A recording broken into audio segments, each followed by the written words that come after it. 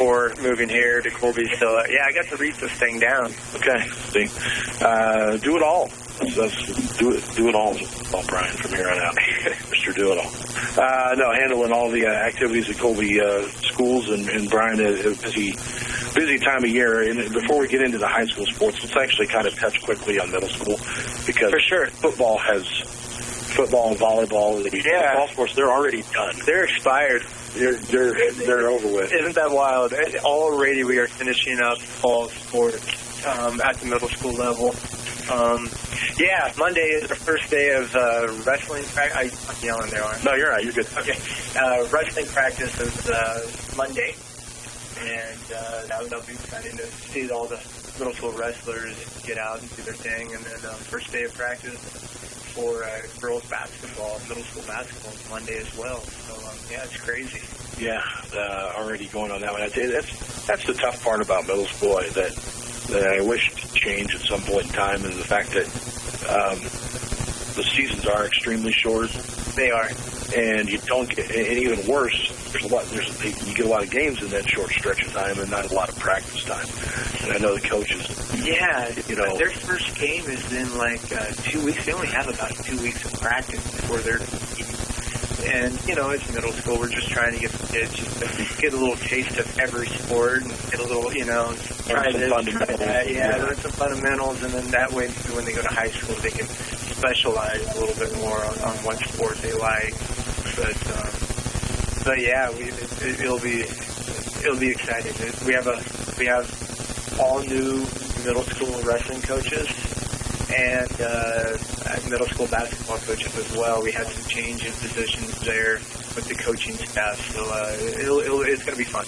Yeah, definitely. Look forward to that, and wish the 7th and 8th graders best of luck on their upcoming seasons with again girls basketball and wrestling getting underway. Let's jump back to high school. Volleyball season. They're still off and going. They're into the sub-state part of things now, though. And it's there's no good teams in there. We should roll through this no problem. Yeah, our regionals is looking kind of weak this year. Yeah, sure. No, you know what? It is stacked. Our regionals is loaded. We're going into the tournament seeded 5th. And you're 22 and 11. We are 22 and 11. Yeah, that's correct. 22 and 11. We're seeded 5th. I would put us up against any of the other regionals champions. But that's whatever. So our first reality is we're going into this regional 5th. Our first round is against Norton. Norton is not an easy team. They are super tough. We played Norton actually against our very first game of the season in August, and had very close matches, 25-23 type scores, But hey, at the end of the day, you can complain that you get a good region or whatever, but at the end of the day, in order to be the best, you got to beat the best. Sure. You got to get in there, you got to compete, and you got to get ready to go. And that's you got to be ready for regionals and state. You can't just show up one day and just kind of halfway go through things. You got to be ready to compete. I think our girls can. Yeah, definitely. They got the talent to do it, and of course, Coach McKee will get the girls ready to go. So. Yep, that's 2 weeks, but actually tomorrow, and we're jumping ahead of league. Tomorrow we have league in Hugoton. So and our league is loaded as well. So we have league tomorrow in Hugoton. The ladies are going to be getting up at 5 in the morning, get on the bus, take the long trip down to Hugoton and compete in the league. So yeah, I wish them luck, and it'll give them a good kind of idea of what they need to work for regionals in 2 weeks in Phillipsburg. All right, so wish the girls best of luck at league tomorrow. Golf, you get the regionals completed here in Colby on a very warm day. You have a lot of smart guys in today, Chad. Yeah, I know. Yeah, regionals was Monday, and it was in Colby at our country club. And wow, what a chilly, cold day that was. But Coach Williams, he put together a good regionals. He was organized, and everything went well that morning. there was an area on the golf course where the ladies couldn't cross this canal on hole 6, and actually went home, got some wood supplies, came back, built a bridge, makeshift bridge, so the ladies could cross the stream at hole 6 because there's just nowhere to cross with the rain and the mud and stuff. So and the bridge is kind of out over there. Yeah, the bridge is out on hole 6. It is out, so they got a Miller-made bridge, and it worked. It worked well. So but it was a cold, chilly day. But these girls are tough. Not any of the girls complained, whether it was from our team or any of the other teams in our region. They all went through. They played golf. We qualified for state. We're actually leaving for state today. And state is in Emporia, so I wish our girls good luck. Emporia, it's going to be Monday. Sunday we're going to go practice. I'm sorry, we're leaving tomorrow on Saturday. I said today. We're leaving tomorrow on Saturday. And then we're having a send-off. Today we're having a golf send-off at 3:15 at the auditorium if you want to go check it out. 3:15 today. Well, at this point we've missed it, but that's okay, Coach. We know that everybody went, and we obviously pre-record this in the middle of the day. But yeah, we have the send-off going. We have the send-off going earlier today. They head to Emporia tomorrow. Practice rounds in on Sunday. You're right. Yeah, we'll get practice rounds in on Sunday, and then Monday is supposed to be another cold, chilly day. They're actually supposed to have ice in Emporia on Monday, ice conditions. I don't think the girls are able to compete with ice. So it's going to be interesting. They might do a shotgun start where they just start each group of girls on different holes at the same time. Try to speed it up. So our regionals has actually prepared them for state. There you go. So good luck to our ladies golf and Coach Williams. She has a good group of girls, and I know they're going to work hard. Now, tennis has wrapped their season up, I believe. Tennis is all done. We're finished with tennis. We're returning a good team of ladies for next year. We didn't get any qualified into state, so that's kind of a bummer.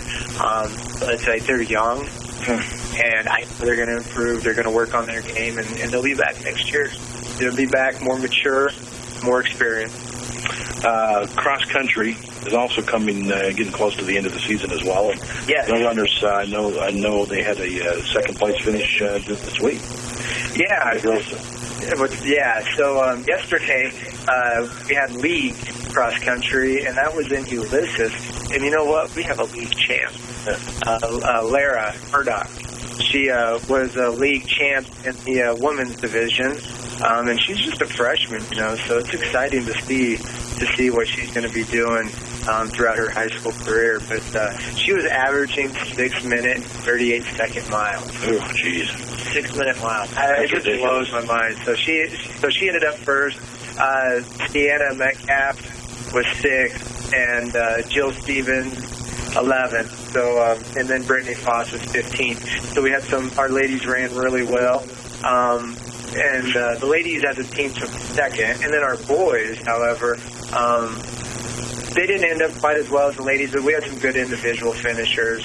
The Voss kid, Ryan Voss, took 8th place. Preston McCarty took 16th place. So we, the boys, it's just stacked. It's just loaded. It's just loaded. But yeah, then they're going to get ready for, they have regionals, I'm sorry, in Saline. So they'll be ready for that. Yeah, that's what we got going on in the cross country. Okay, football coming up tonight. We'll talk about that in just a second. We got, looking past this week a little bit, we got senior night coming up on some events as well. Right. October the 19th, we'll play Goodland. It will be our last regular season home game. When we play Goodland, after the Goodland football game will be a senior night.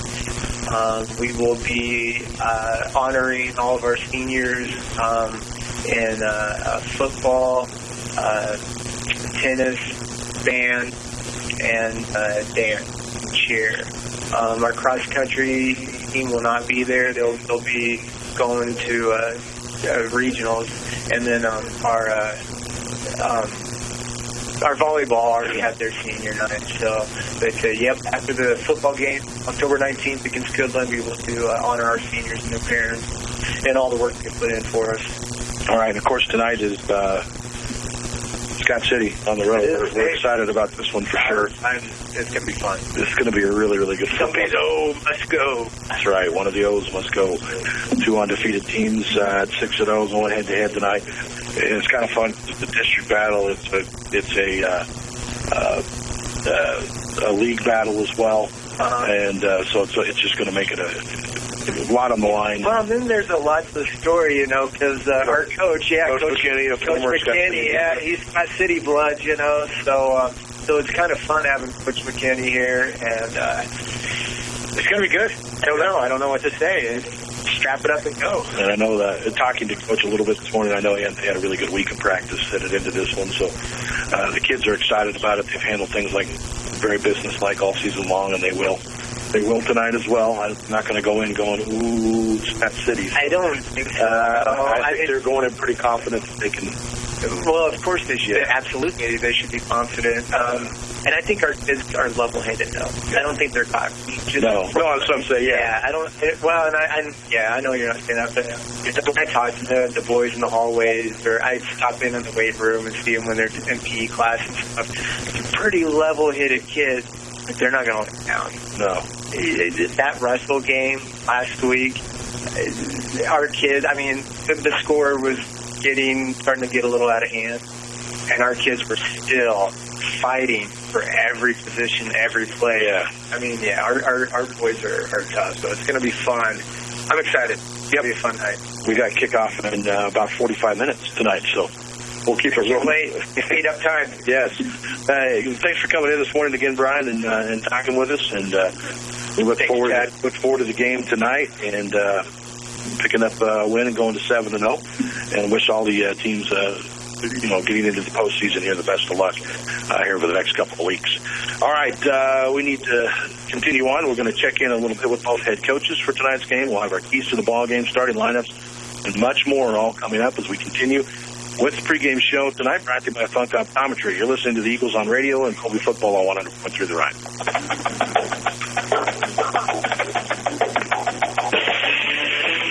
When we come back, we'll check on all the other games taking place this week.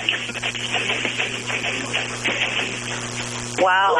A typical reaction from homeowners who just walked into a kitchen at Northwest Kansas Decorating Center. We call it the wow factor. Wow. And the reaction of others when they see their cabinet, countertop, and backsplash work. Northwest Kansas Decorating Center can take your bland kitchen and make it grand with the finest cabinets, countertops, and flooring designed and installed by their professional team. Go to nwksdecoratingcenter.com and get ready to be wowed. Northwest Kansas Decorating Center, 4th Street in Colby.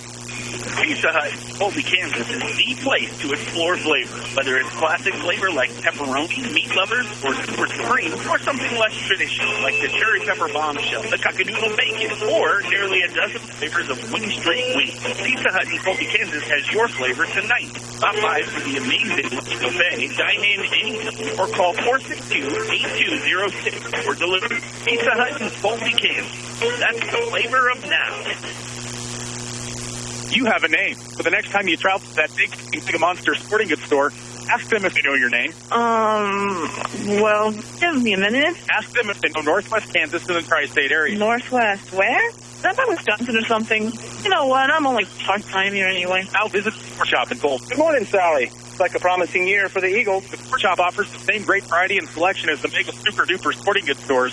They're small enough to remember your name, their school mascot, solve problems, and answer questions. Sports Shop, Colby. Losing a loved one can be the most difficult experience you ever go through. But at Kirstenbrock Funeral Chapel, we are ready to ease your burden during your time of grief. We serve all of Northwest Kansas and offer reliable and professional services, including funerals, monuments, and memorial products. Contact Kirstenbrock Funeral Chapel at 785-462-7979 and let us help you through your loss. That's 785-462-7979 or online at KirstenbrockFuneralChapel.com. Welcome back to the Funk Optometry pregame show, the Eagles on radio on 100.3 The Ride. Let's run through what's going on in the Greater Western Athletic Conference and how things stand through 6 weeks of the season now. And through week 6, it is Scott City and Colby tied atop, 6-0 overall, 4-0 in Greater Western Athletic Conference played. Really, the conference up for grabs tonight with the winner of this football game, and probably the district as well. So a very big football game with these two teams, and this should be a fun football game tonight. Outside of that, Ulysses just 2-2 in the GWAC, and 2-4 overall in the season. Holcomb 1-2 in the conference to sit at 4th, or 3-3 overall in the season. Hugoton 0-3 in the GWAC, 2-4 overall in the year, and Goodland 0-3 in GWAC play, and of course 0-6 overall on the season. Looking at what happened last week, it was Concordia on top of Goodland 47-3, the final score of that ball game. Ulysses, check that. Colby defeated Russell 44-0 in that contest we had last week. Again, that game was called at the half due to weather. Scott City was able to defeat Concordia easily in that ball game last week. And then Holcomb wins a close one, 15-13 last week over Kingman to move on. Pratt and Hugoton went head-to-head. Pratt winning that one 42-0. Again, Pratt, one of the top teams in the state as well. Games going on with UAC teams in them tonight has Holcomb and Pratt going head-to-head. That game in Pratt tonight. It'll be a tough one for the Longhorns. Russell and Goodland will go head-to-head. That might be an interesting football game tonight. That one's in Goodland. Ross Fulton will have the call of that ball game, and we'll hear from him in just a moment to get his thoughts. Larned and Hugoton going head-to-head tonight at Hugoton. Ulysses will be at Labette County tonight. And, of course, the big one, Colby and Scott City here. Again, as I mentioned, Goodland and Russell head-to-head tonight in Kansas. Ross Fulton will have the call of that game on our sister station, 102.5 KKCI.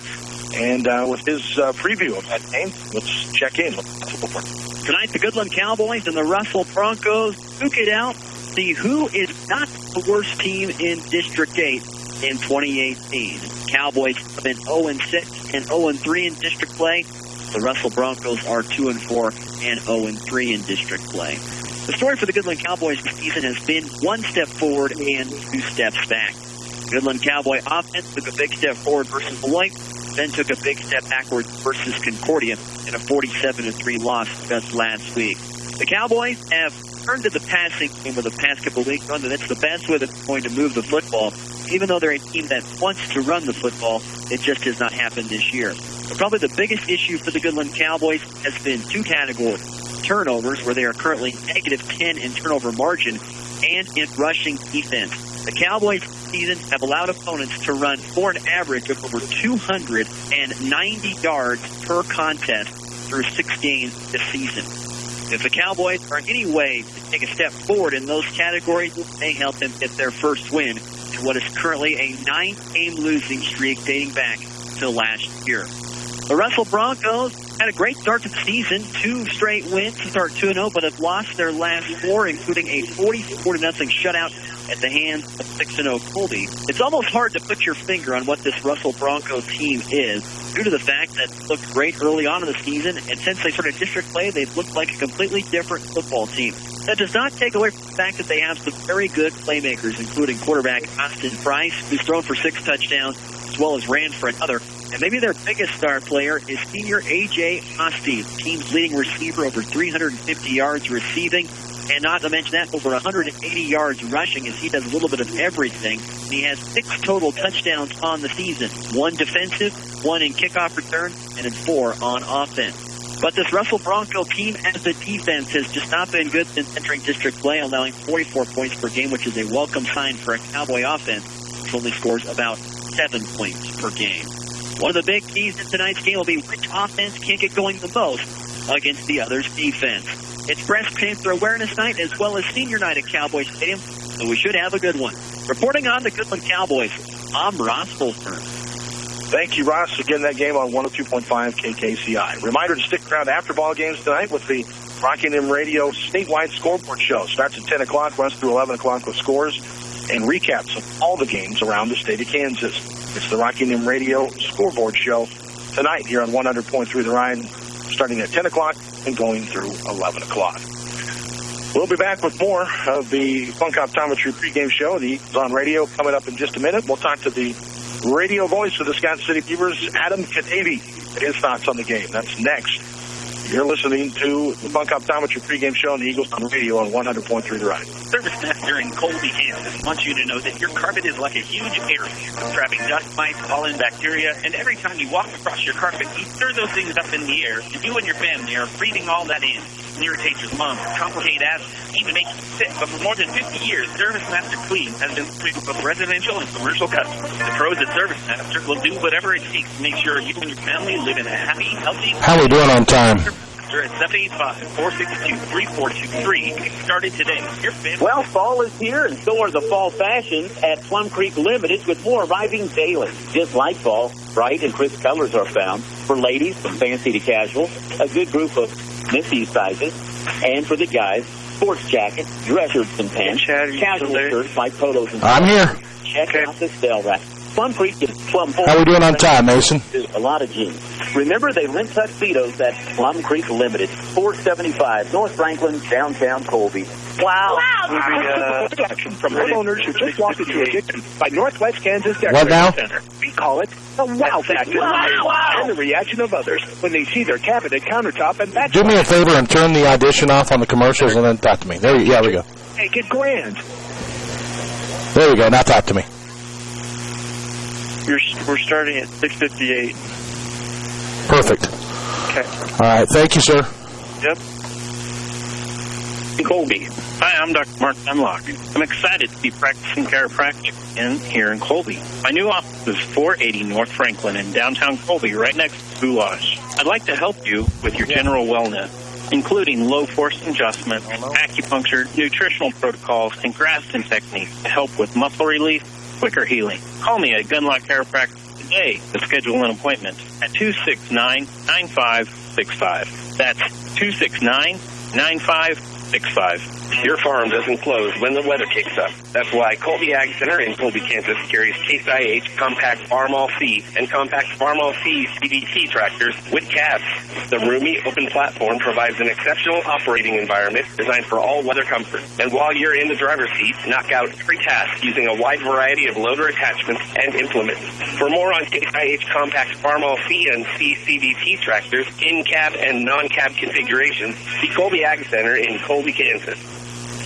Hello, this is J.L. Evans, Western State Bank, Colby, located at our new Home on the Range, 1750 South Range. We offer many convenient banking products and services here at Western State Bank. In fact, are you looking at purchasing a new home, refinancing for a better rate, or looking at a cash-out refinance to make some home improvements? If so, please call or come in and visit with one of our home loan experts at any of our convenient locations throughout Western Kansas. Remember, FDIC, Equal Housing Lender. Welcome back to the Funk Optometry pregame show. The Eagles on radio on 100.3 The Ride. Joined by the voice of the Scott City Beavers, Mr. Adam Kadavy. Sir, how are you? Hey, doing good. How are you doing? Isn't that like the nicest intro I've ever given you? It is. Like I'm flattered. I'm glad this is recording because it may not ever happen again. Probably not. Yeah, I mean, I got Mr. and Sir in there, so that was pretty good. Tell you what, I'm looking forward to things tonight. I know you've got to be too. This is, I think it's one of those games that everybody's got circled around the state tonight when you get two undefeated teams going head-to-head this late in the season. Before we talk about the game a little bit, let's talk about the season for you guys. Obviously off to a great start, 6-0. You guys went, 3 weeks or a little more than 3 weeks before you guys gave up a score on the season, and really just off to a tear to get things going. Yeah, you're right. It was a very good start there, especially defensively. First 4 games of the year did not lost. Then you're like, it's not a point against Russell. That was a good drive for Broncos 2 weeks ago, and then Boyd gave up 12 last week. But it's been a very good start to the season, and the teams. It's just been great senior leadership, especially, and I think that's really helped out to kind of help take care of business, whether they've been at home or on the road. Yeah, that's kind of something I think we'll see with both of these teams tonight is pretty senior-laden teams that have a lot of leadership and a lot of speed, which is going to make for some fun matchups in this game. Oh, absolutely. There's no question about that. The athleticism on the field tonight is going to be it's going to be pretty looking it's pretty exciting as well. You know, of course, with Colby, can't go without thinking of Jordan Shipper, Calvin Snap, but both teams pretty athletic on the line. Kansas City, with Wyatt Hayes, Parker Good, Marshall Pro, pretty good athletes there as well. And athletes all across, pretty much across the board on both sides of the ball. What has been the funnest thing with this group of Scott City kids? You've seen some good teams roll through there. What's been different about this group of kids? They, this is a team that's very business-like approach. They get their business taken care of early on, and they've jumped out to big leads in each of their first 6 games. They take care. It's just been kind of like I said, business approach, and they take everything game by game. And it's kind of easy not to sometimes maybe some of the teams that they play, but it's consistent in that regard the whole way. Yeah, they're ready to go off the bus, opening whistle, get out of the gates. And I think Colby, and on the other side of things, has been the exact same way on the season. We've got out of the gates, we're ready to go, we score, we're very, business-like approach to the game too, and that will make, I think, the first half of this football game very, very interesting to see who gets that momentum early and who can get out of the gates and who can stop the other one and who can get through the other's defense. I mean, this first half of football, I think, is going to create I think this is going to be a good ending anyway, but who can get out of the gates and get that early momentum is going to be fun to see. Oh, absolutely. I think those teams are ready for a good game, especially the last 3 games, really for Colby, and then 5 and 6 have been kind of lopsided. Really hasn't been in a close game all year. So, this time they're both, 99.9% chance to make the playoffs. So they need to get that right here and before they go into their Week 8 games, the regular season finale, the playoffs on the horizon. So, this is set up to be probably the great time of the year for these two to meet up and see where they are at this time of the year. And, of course, you guys get the privilege of playing at home, too, which is definitely nice for you guys to have this game there tonight. Oh, absolutely. It is kind of nice. We made the long road trip last week, and, of course, it'll be our final home game of the regular season. But, there's always this advantage to playing at home. So, hopefully, looking at on the city side, we can take advantage of that. Oddly enough, second straight year, just how the things are set up, that this meeting is in that city. Yeah, so you get to come here 2 years in a row, right? I think so. Well, we'll have to talk with our athletic director to see about that. I think we just made the decision right there. We'll just go. All right. Hey, that'll work. What are the keys for Scott City tonight if they're going to be successful in Colby? Well, I think it's going to start up front, the running game on offense and defense, and staying disciplined on both sides of the line. The foot sides, they're pretty big up front, and done a good job of getting away on offense this year. And defense, I think both sides have very solid defensive ends. And you see 2 sets of defensive ends, Colby and Scott City. They're the best 2, of course, probably in the league by a long, long way. Maybe even in the region and maybe even in the state. Yeah, which is going to make it fun tonight because both of these teams like to run the football. That's the core. That's what we want to do. And both like to get to that edge and then exploit it. And so those defensive ends, we talk about how good they are, but they're going to be tested early and I think often tonight. Oh, absolutely. And that's going to be fun there. And I think, the challenge is going to slow down, too. And, Colby, I just think about how much speed they have, the sprinter speed the Shippers have, but Scott City's got pretty good speed as well with Wyatt Hayes. And also Winterland and Jaeger in the backfield has a lot of speed all across the court on both sides. I'm just going to get to the edge bench, so that'll be the big key. All right, well, I think it's going to be a fun football game, and we appreciate your time, Adam, and we'll see you this evening. All right, sounds good. Thank you. Looking forward to it. Adam Kadavy, voice of the Scott City Beavers, joining us tonight on the pregame show, brought to you by Funk Optometry in downtown Colby. We'll be back with more of the Eagles on radio and free football in just a minute. Having a retirement cell, moving to a new town, or finding that dream home are all things that could happen over the course of a person's life. We're very fortunate to have the experts at Homeland Realty and Auction to help. They specialize in residential and commercial listing. Plus, they can assist with ag land property management, as well as land, personal property, machinery auction. Call one of their experienced agents in Colby or Goodland today for a pre-market analysis. Homeland Realty and Auction, offering good old Western hospitality. For current listings, go to homelandre.com. Taco John's presents Only the Day Pep Talk. Boys, this halftime score is not indicative of our talent. We're a lot closer than I thought we'd be, and old Coach has just the thing to get us over the hump. Street tacos, Taco John. You can get them with chicken or new sirloin steak or pork carnitas. That's the triple option of awesomeness. Let's go get some. Get 3 street tacos for just $5. That's Taco John. Hustle up, boys. If we leave now, we can get back for the fourth quarter. Only the day at Taco John. Taco John's in Colby.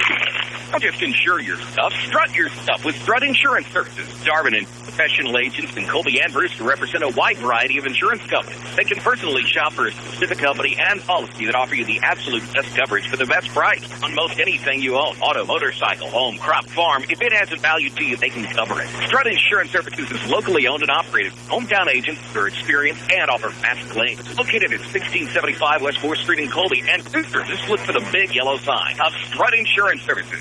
Cornerstone Ag is committed to the Northwest Kansas community because they're proud to be a part of it. At Cornerstone Ag, the staff works hard to be your local answer to all of your grain storage and handling needs, as well as a great local marketing resource. Their service is fast and friendly, with questions being answered on site by their professionals. During non-peak times, they can even assist you with pickup and delivery services. Cornerstone Ag, where local customer service is not just a priority, it's the only way they'll do business. Welcome back to the Fun Commentary pregame show. The Eagles on radio on 100.3 The Ride, joined by the head coach of the Colby Eagles, Reese McKinney. And, Coach, congratulations for the win last week on the road at Russell. And a game that I was impressed on the way your kids just came out off the bus, ready to do business, and then took care of business against Russell in a shortened football game last week. Yeah, they did. They got off the bus well again. One of the things I was hoping to change this year, and they've done a great job of it all year so far. And they show up ready to play. I might even be getting them there a little too early this time because a little amped up when you start. But again, got it done in a game that your kids obviously played extremely well. We up 44-0 at halftime. And then kind of had to sit around and wait out the rain a little bit before they made the call and decided to call off the second half. Obviously you want to get other kids in and playing time, but all in all, was that not a bad thing? Maybe to get the game over with at half, and then get your kids a little extra time to get some rest and not get more banged up. Yeah, it helps get everyone home sooner. Everyone gets home. They get more rest. Have a little break on the weekend, and so it was nice for that. I would have liked younger guys. They got to play a JV game on Monday too, so they got playing time as well. All it up. So it was a good win. It did put off our celebration a little bit. We had to wait about 30 minutes before we finally got into it, but it worked out for the best. Got to enjoy it, but didn't get to dwell on it because you got a big one this week. One that, as the kids say, win this week. And this week is one that the rest of us have kind of eyed down the road a little bit with Scott City and battle of undefeated teams, your old alma mater on the road. I mean, tons of things we could say about this going into it, but how excited are the kids this week? Well, I kind of tried to temper some of that excitement. Their goal was to win the league. They've done a great job of focusing on that all year and not looking forward to this game. And it just reminds them, if you do what you've always done, you can expect a similar result.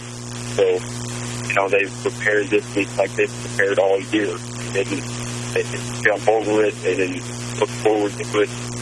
They really just focused on winning each day, get better each day, work on the little things every day. So the end result ultimately is what we're going for, but one day at a time, I think they're ready.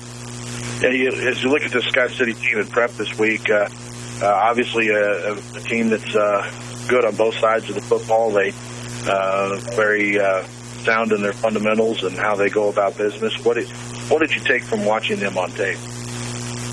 Oh yeah, they're similar to last year. They're going to be pretty physical team. they're pretty fast. Some areas, athletic. But this year, I think we just match up a little better with. What does your team have to do, like, offensively? What are the big keys for you this week? You gotta really drive your feet. You can't take that one step lean block. That ain't gonna work. They're gonna just throw you off of that. They got to do what they've done all year. The line, our ex-line receivers, they do a ton of blocking for us on that outside. They got to get latched on and move their feet out of the way and create those holes they've been made all year. And then looking at the other side of the ball defensively, I mean, it's a pretty good offensive team as well. From Scott City, what do you guys have to do defensively? Keep them inside. They want to get outside for games, big chunks of yards. Every time they get out there, they just seem to love it. Their team thrives off of it. We've got to contain them from the outside in. And then after that, we've got to tackle well. Farm tackles aren't going to work. You have to keep your feet there and run your feet good through contact and really bring it to them. Obviously, with the game this late in the season, with two undefeated teams, there's going to be a lot of extra attention on it around the state.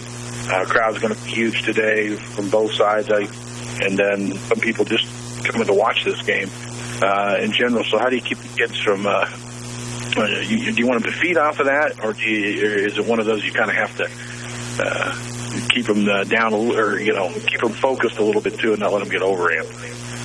Yeah, I got to keep them focused, especially in pregame. Like I said, try to do that all week. Don't make this bigger than what it is. It's another district game, another league game. We played several of those this year against a good team, and we played good teams. So to me, they're undefeated, but so are you. So as you list, it's the first game of the year. So I just try to keep them controlled under that. It's still the same thing you've done all year. Don't let the moment be bigger than it is. It's a district game. We want to win it. The league game, we want to win it, and it's nothing more than that. Coach, it's going to be fun no matter what tonight.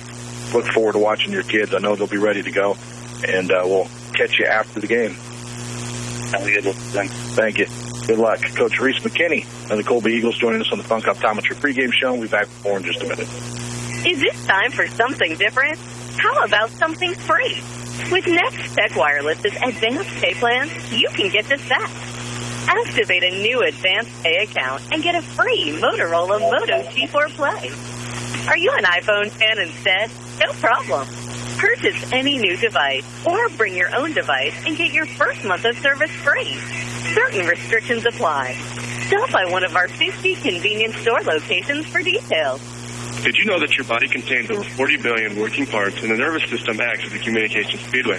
Sometimes there's no warning when a problem is ahead, and a chiropractor can help determine if there's any interference in this great nerve network. In most cases, chiropractic care can eliminate the cause of your pain. Call Northwest Kansas Chiropractic at 460-0332. That's 460-0332. Or visit us online at nwkchiro.com. I'm Dr. Griggs, inviting you to stop by and see us and start feeling better today. The Colby Free Press brings residents of Thomas County news, pictures, and commentary on the happenings, issues, and events that impact the lives of residents of Thomas County. The Colby Free Press is informative and affordable. The Colby Free Press is a local daily newspaper that has earned a great reputation for journalistic excellence and extensive knowledge of the local communities of Colby, Rexford, Brewster, and surrounding communities.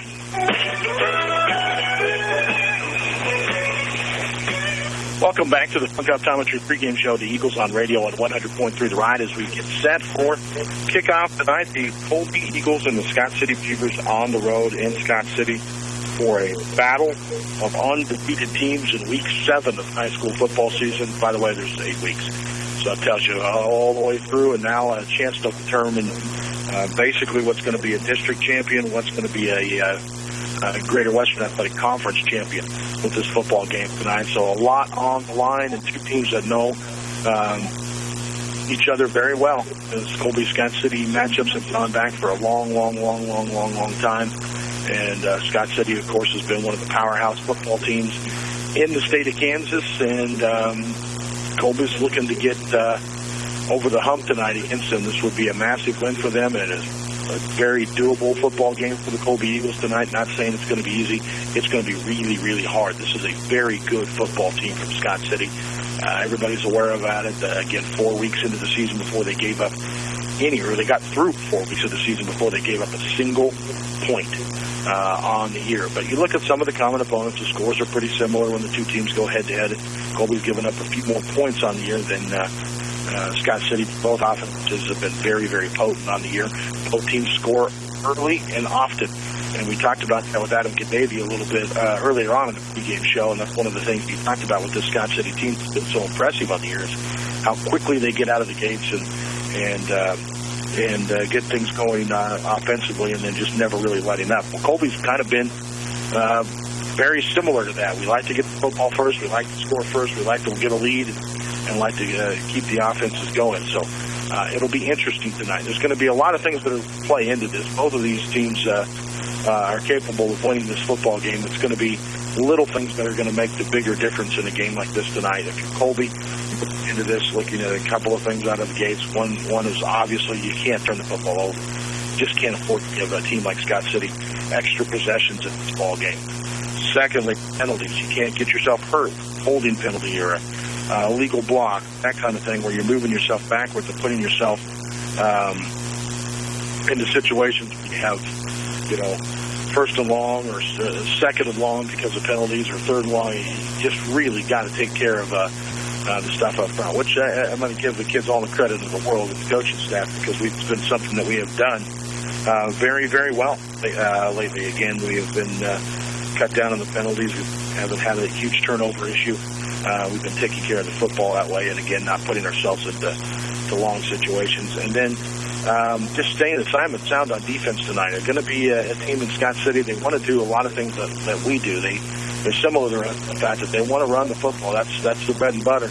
But they're a very, very capable passing football team as well. If they got to throw, they will. So you got to kind of be on your game tonight, because Scott City will lull you to sleep sometimes with runs, and then boom, hit you with a big pass play. So staying assignment sound, that is especially for those defensive ends, and that's something Adam and I talked about. Both of these teams are blessed with great defensive ends, and these are some of the best in the state in Class 3A for sure. I think that's a safe bet to say.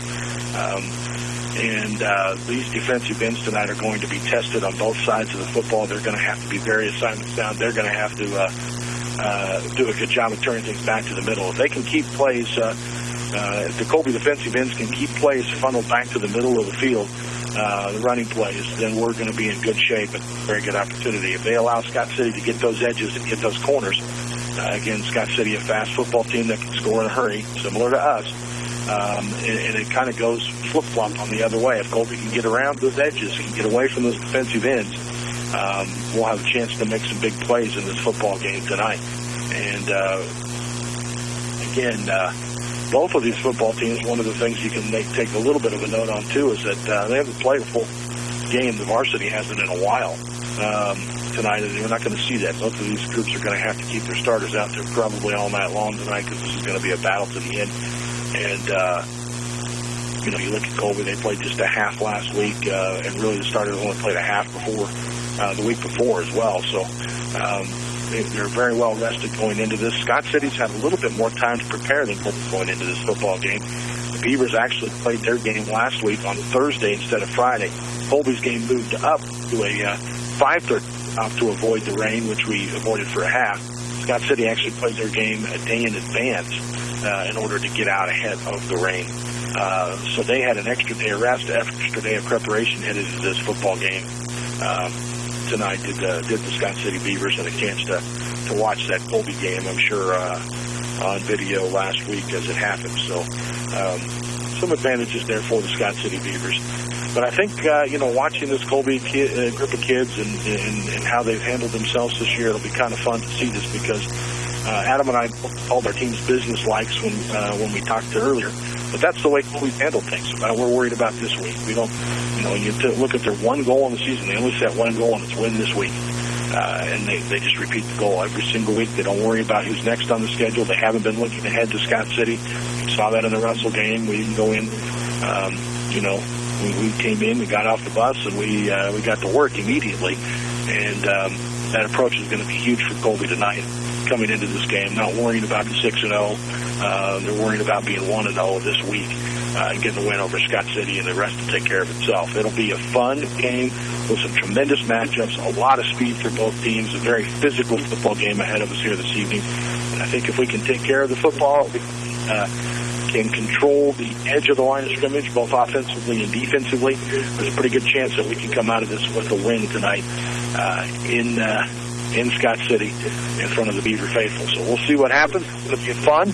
We are not far away from kickoff tonight. We're going to take a look at starting lineups for the teams coming up after a word from our sponsors. You're listening to the Eagles on Radio in Colby football on 100.3 The Ride. This month, Colby Dodge is celebrating Ram Power Days, Jeep Adventure Days. What does this mean to you? Discounts up to $4,000 on select new Jeeps and discounts up to $10,000 on select Ram trucks. We have the sale prices, so drive by and check them out today. Many programs are in effect this month at Colby Dodge. Stop in and check with a salesperson to see if you qualify for additional discounts. Check us out online at colbydodge.com or in person at Exit 53 I-70, Colby, Kansas.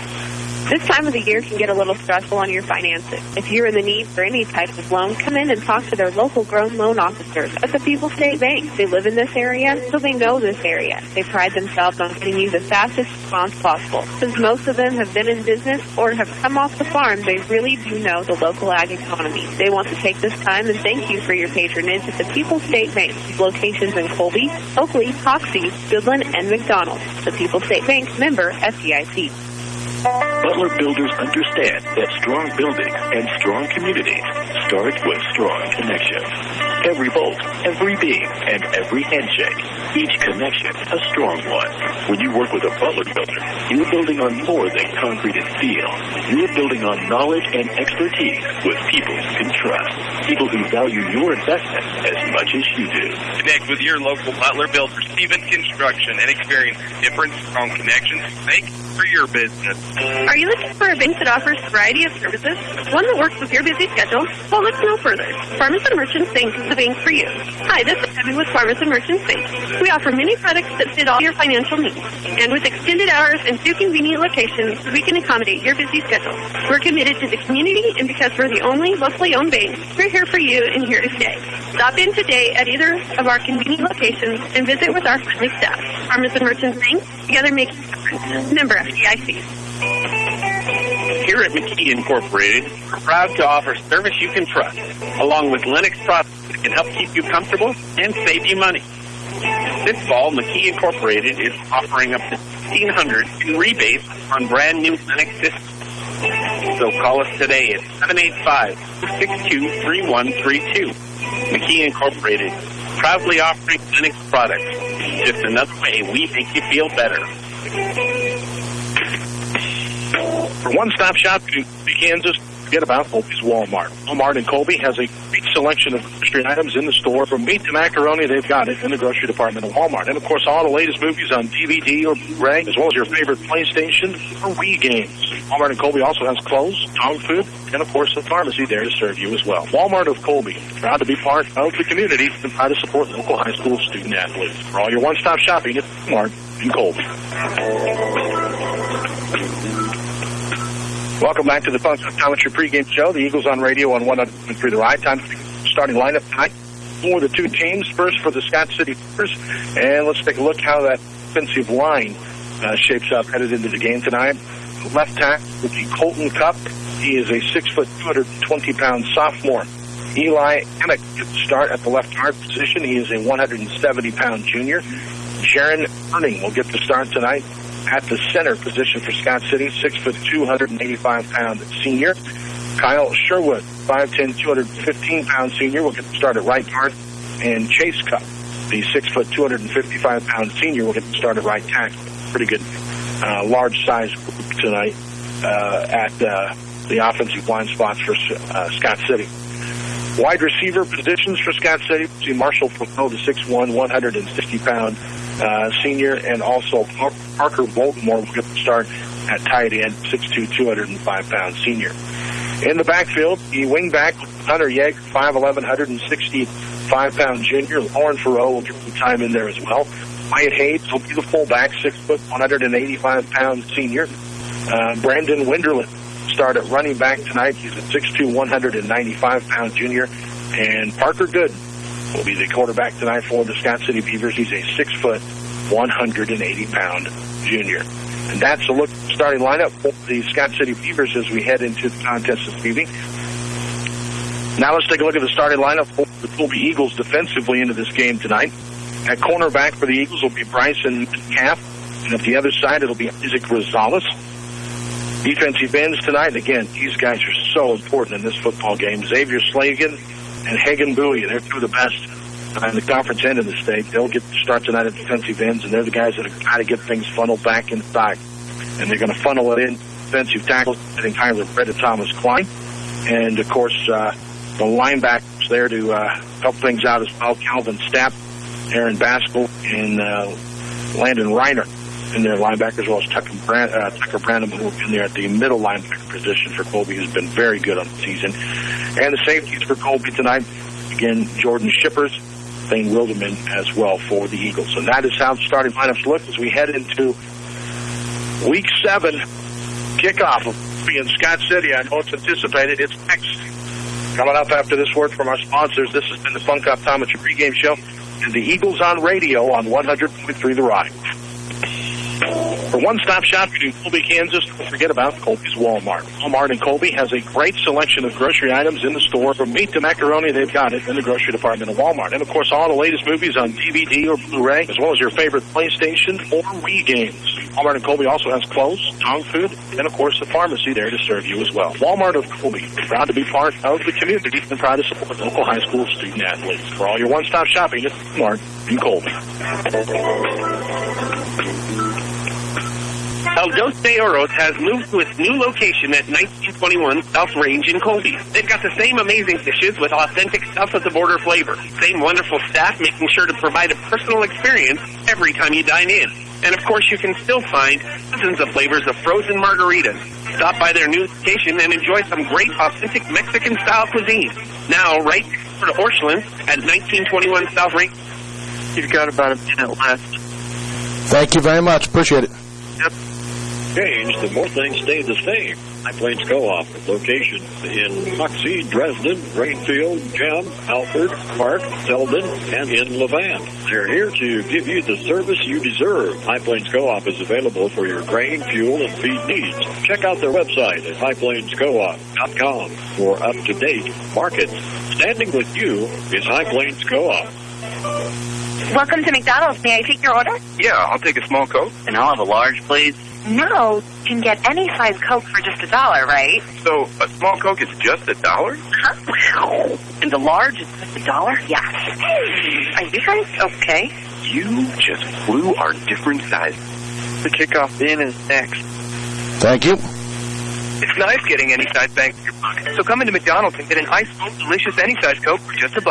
A la carte only. Price and participation may vary.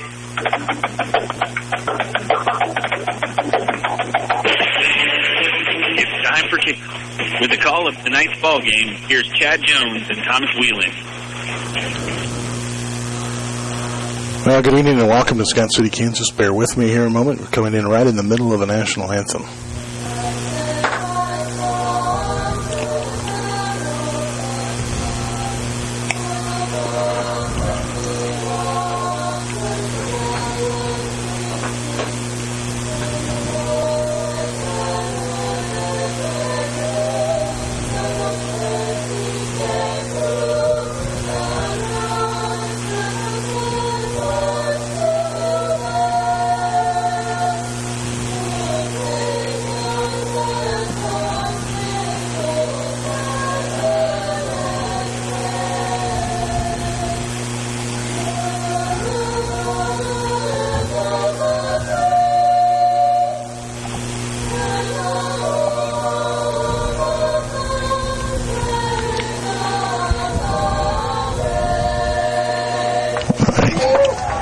Scott City was one of their local groups out there singing the national anthem tonight. Did an excellent job.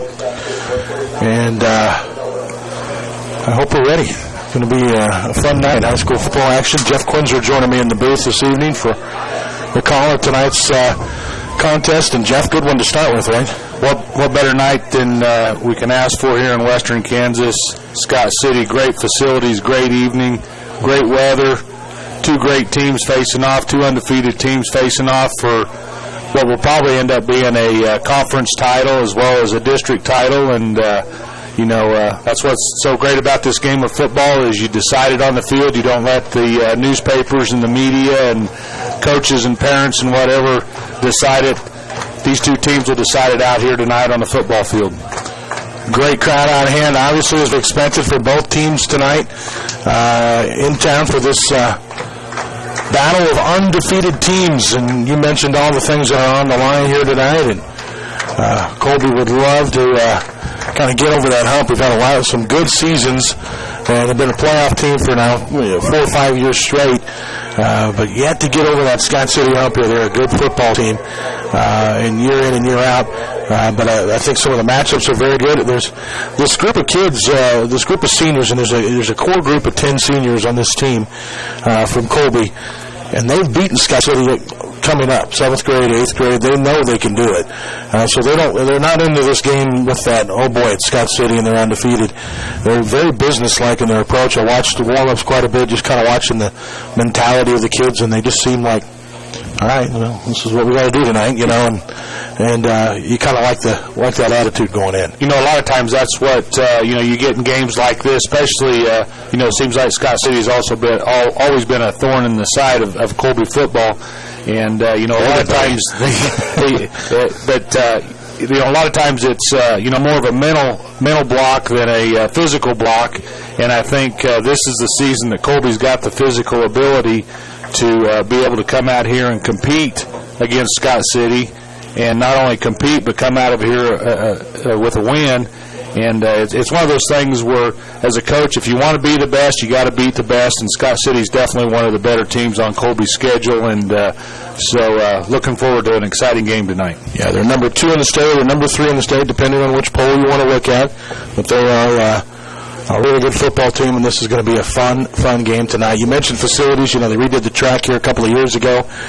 Now they redid the home grandstands and press box, and we are really spoiled tonight with our own little room. It's heated. In case we need to, we can turn on the heaters. In case you're worried about us at home, we're going to be just fine, except Shelby, who's outside. Anyway, running the camera tonight, we do appreciate her.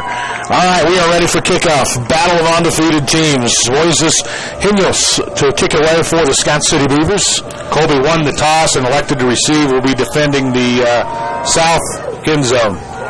Booming kick, and it's going to be counted about the 2-yard line by Stapp, who fakes a little end around to Rosales, and Calvin's going to take it out across the 20 and out to about the 24-yard line. So a nice return of 22 yards, and the Eagles will take over 1st and 10 from the 20. Making the stop there for Scott City is Eli Amack, Stapp, and the other return guy kind of faked a handoff to freeze the defense of Scott City, and Stapp was able to pick up some nice yardage on that return. Like you said, brought him out to about the 24-yard line. Bryson Metcalf and Calvin Stapp wide to the right side for Colby. Wide to the left side is Mason Wright. One back in the backfield, and the handoff's going to go right there to Rosales up the middle on 1st down. He's across the 25 out to the 27-yard line. And a nice little gain of about 4 yards. Give him 3 on 1st down. Looked like that was Bowie that carried the ball. Yeah. Just a straight dive right over the right guard. I think that's Finley for the Eagles. Just a simple play to start off the ball game. Shippers out of the pistol again. Motion will snap from right to left. They'll fake the pitch. Shippers rolling to his right side. Wants to throw. Has Rosales, who makes a one-handed grab. Turns it up the field and picks it up across the 30 and out to the 31-yard line. Nice gain of 4 or 5 yards. It'll bring up 3rd and short for Colby. Nice little play there by Colby. Rosales ended up in the slot on the left side at the snap. The quarterback Shippers rolled to his left. Rosales went behind the line of scrimmage out to the flat and caught the football on the right flat and was, like you said, made a great one-handed catch and was able to pick up about 4 or 5 yards on the play to bring up about a 3rd and 4. Corey Finley shaken up on the play for the Eagles. He's being tended to near the Eagles' sideline, which would be a big loss offensively and defensively. Kind of going through that part of the season when you get banged up a little bit, Corey, to his feet. And kind of hunched over like you may have caught one in the gut or something that going to hurt him a little bit for a minute, but I think we'll see Corey back out onto the field. Corey's a tough kid. He'll be back out there in a few plays, and it's one of those things where you hate to lose any player due to injury, and especially this part of your season. And playoff time gets closer, so I think he's looking for air right now. Third down and about 3 to go. Shippers has Stapp in motion to the left side. Quick pitch out to Calvin. Calvin looking for the corner. Defended well by Scott City. Calvin kicks it to the outside. Tries to cut it up the field, but runs out of real estate. He's going to lose about 4 yards on the play. This is what we talked about a little bit, Coach, is that edge for both of these teams. They have good defensive ends, and both teams will want to get to the outside. Scott City won that battle. Well, one thing Scott City did, defensively, they was able to not let Calvin get the corner turned, and then defensive pursuit from Scott City just swarmed to the football and was able to make the stop there about the 25-yard line. Slavens to punt for Colby. Harley and Weiss handling the deep snapping duties. 2 men back deep for Scott City, just across midfield. Penalty flags fly right at the start of the play. This is going to be procedure against the Eagles. Is going to kick it from 5 yards further back. These are mistakes you can't make against teams like Scott City because they'll come back to hurt you in a hurry. Especially if you're deep in your own territory. The opening series of the football game looked like a little bit of confusion on the right side of that Colby punt unit. We got Wyatt Hayes and Marshall Thoreau, the deep men for Scott City again, now standing right at around midfield. Slavens gets the snap. Takes his time, gets off a booming kick that's going to get past Farrell. That's going to bounce and roll down to the 41-yard line of Scott City. Good punt that time by Xavier Slavens. And Scott City will get their first possession offensively here after holding Colby to a 3-and-out. One thing I noticed about Xavier, when he punted the ball, there was no pressure at all on the punter. Xavier about 10 yards deep when he received the ball. He just sat there and just kind of held it a little bit, allowed his coverage guys to get downfield, and then punted the ball. Good, smart football play by Xavier. Yeah. Officials are using pink flags today, kind of a breast cancer awareness deal. So a little bit That's a whole month thing, isn't it? Yeah. Scott City, first offensive possession of the game for them. And they will get the snap. Handoff's going to go to the right side. Colby shutting down the corner and fighting his way for positive yards was Wyatt Hayes across the 45 to the 46, a gain of 4 on first down. Looks like Klein and Britt in on the play there. Colby's defensive end did a nice job of turning it back inside, and that's one thing you want from your defensive end is turn it back inside and then allow the pursuit from the inside from your linebackers and interior defensive line to make the play. Parker Gooden, the quarterback, out of the shotgun formation, 2 receivers to the left and 1 to the right side. He'll send a man in motion across the formation. They'll fake the inside, or they'll fake the handoff on the end around and hand it off right up the middle. Fullback on the carry that time, and that is Goodman getting forward for a first down and more into Colby territory at the 38. Rosales coming up making the play from his defensive back position. I think Colby got caught up in the misdirection. Scott City had a back coming across the formation, fake to him, and they got caught up with that and forgot to close the middle on that dive play straight up the middle by Scott City Goodman. Hayes and Farrell line up on the left side. They're 2 best receivers. Colby showing a blitz coming from that left side, and that was perfectly timed by Calvin Stapp. Meets the back in the backfield.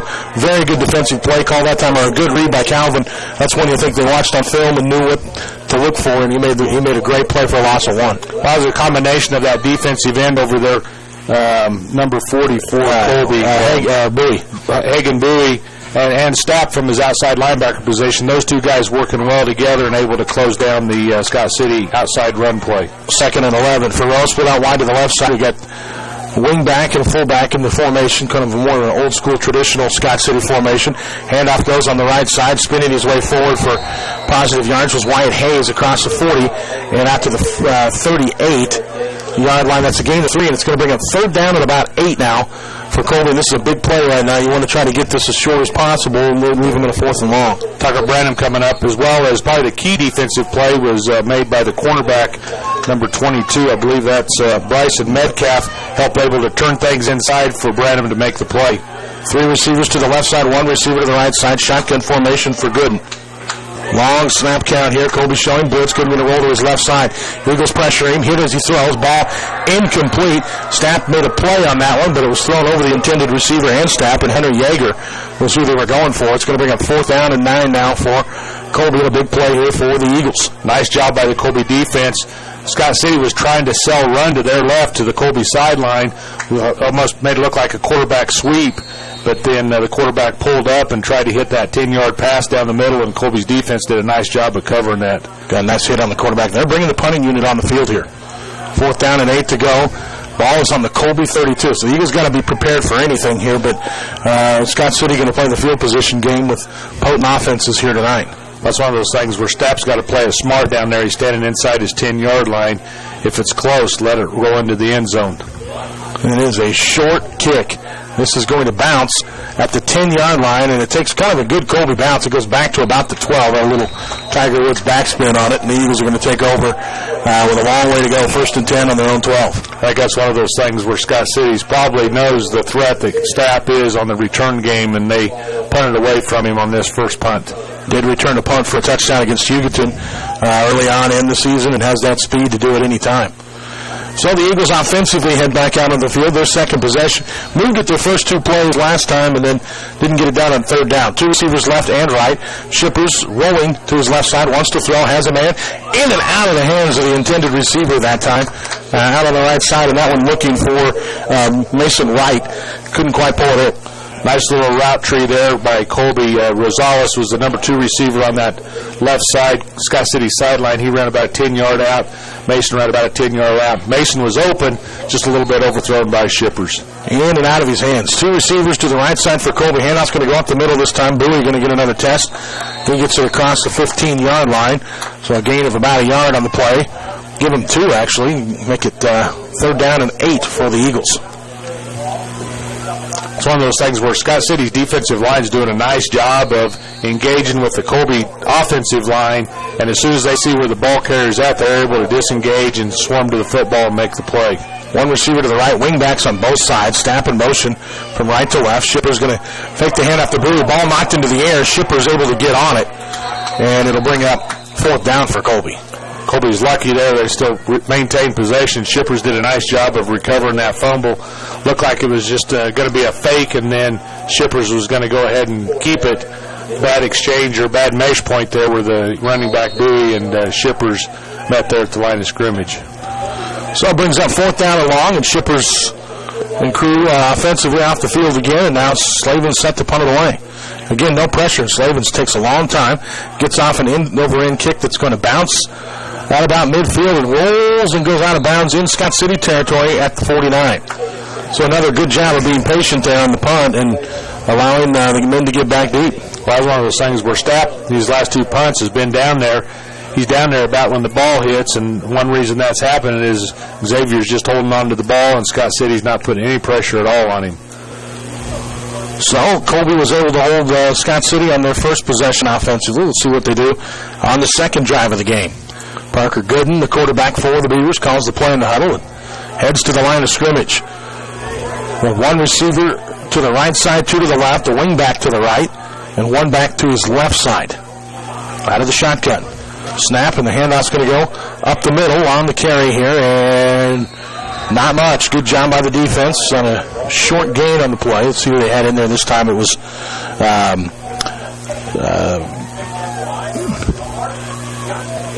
it's number 4 on the carry that time, Wyatt Hayes. Their jerseys looked like 11 when he had it. But, yeah, Wyatt Hayes on the carry that time for 4. Making the stop for Colby was Landon Reinert from his linebacker position there. Looked like he was shooting that A gap on the right side and ran right into Hayes there. 2 receivers wide to the right, 1 to the left. Turn, the handoff again going to go to Hayes on the outside. Hit in the backfield, but he got away from the initial defender, and he's going to get forward for a first down across the 40 to the Colby 39-yard line. That's a gain of about 7 on the play. Scott City's just attacking that defensive end. This time it was Slavens on the defensive left side, Scott City's right side, and they were able to tie Slavens up. He wasn't able to shed the block and make the play. They were able to get outside him. Looks like Colby's flip-flopping their defensive, not only their defensive front, but also their secondary. Scott City going to hand it off on an end-around play, and not much on this one for Hunter Yeager as he gets hit in the backfield, falls forward for about a yard. once again, nice job by Xavier from his defensive end position on the wide side of the field. Was able to step across and force the Scott City ball carrier inside, which allowed the Colby pursuit to make the stop for about a 1-yard gain. And that's what we talked about with the defensive ends being so key in this game tonight. What they're looking for them to do is just turn everything to the middle. Allow the linebackers and everything to clean it up and keep it where it's congested. Scott City set again, 2 receivers right, just a power I formation, and it's a power play. Handoff goes right up the middle to their big fullback, who was actually lined up more in the tailback spot that time in Winderland. He's going to get forward for just 2, 3rd down and about 7 to go. Nice job by number 50 for Colby, which is Branham, as well as Slavin making the stop, and one of those inside linebackers I didn't get a number on did a nice job of making the stop on the play. 3rd down and 7 to go for Scott City. 1 receiver wide to the left side and Marshall for row. Just a double wing formation now. Motion to the left side. They'll fake the handoff. Looking on the left, they have a man. The catch is made. That is the fullback out of the backfield, who's going to pick up the first down that time in Brandon Winderland. And Winderland's going to get it down to about the 24-yard line. Winderland ran about a 12 to 15-yard out, got in behind Stapp from his outside linebacker position and in front of Rosales, and was able to make the completion for a Scott City first down. First pass of the game by the Beavers. Just a little play action there that caught Stapp coming up a little bit, and they was able to throw over the top of him. 12-yard gain on the play. 1st and 10 to go. Scott City's set to go again at the line of scrimmage. 1 back in the backfield, 2 wing backs. The handoff's going to go up the middle, and not much on the carry here for Wyatt Hayes. Great job by Bowie coming off from that defensive end to make the stop, as well as Branham. Scott City just ran a little trap play to the left side, trapped that defensive tackle there. I think that was Klein, and was able to run inside, but Bowie was able to work on his technique, got upfield enough, recognized it was running inside, and was able to crash back down and make the play. 2nd down and 7 to go. Ball on the 20-yard line of Colby. Scott City with 2 receivers bunched to the right and a wing back there. 1 back in the backfield. They'll turn, fake the handoff. They want to pass. Pressure on. Penalty flags are down. Throw is intercepted. Shippers pulls it in at the 9-yard line, and the Eagles have the football, but penalty flag in the backfield is going to be holding on Scott City prior to it, I believe. Yeah. So that'll be declined, and the Eagles are going to get the football here. Nice pressure there by, I didn't pick up, I think it was number 5 for the Eagles. Baskel from, I could tell, defensive end or outside linebacker position, put pressure on the quarterback. The Scott City receiver that was open was deep in the end zone, but I think because of Baskel's pressure, he wasn't able to see that. Through an ill-advised pass that Shippers was able to make a one-handed interception on. Great catch by Shippers. Eagles will start this drive on their own 10-yard line. Back to 9. Here's a pitch on the right side. Picked up and fumbled by Rosales, who then reverses field. Is going to be hit back at about the 2. That's the 2nd time tonight the ball's been on the ground for Colby. We've been able to get both of them back, but cost us yardage big time against a good defense. And now you got your back against the wall on Scott City. Not only yardage, but like you said, your back is against the wall. The ball's on about your own 2-yard line. It's one of those things where it's a direct, well, it's not a direct snap to Rosales. It's a shotgun snap back to Shippers. Shippers just barely handles the ball and just tosses it over to Rosales, and Rosales had a hard time trying to find a handle on the play.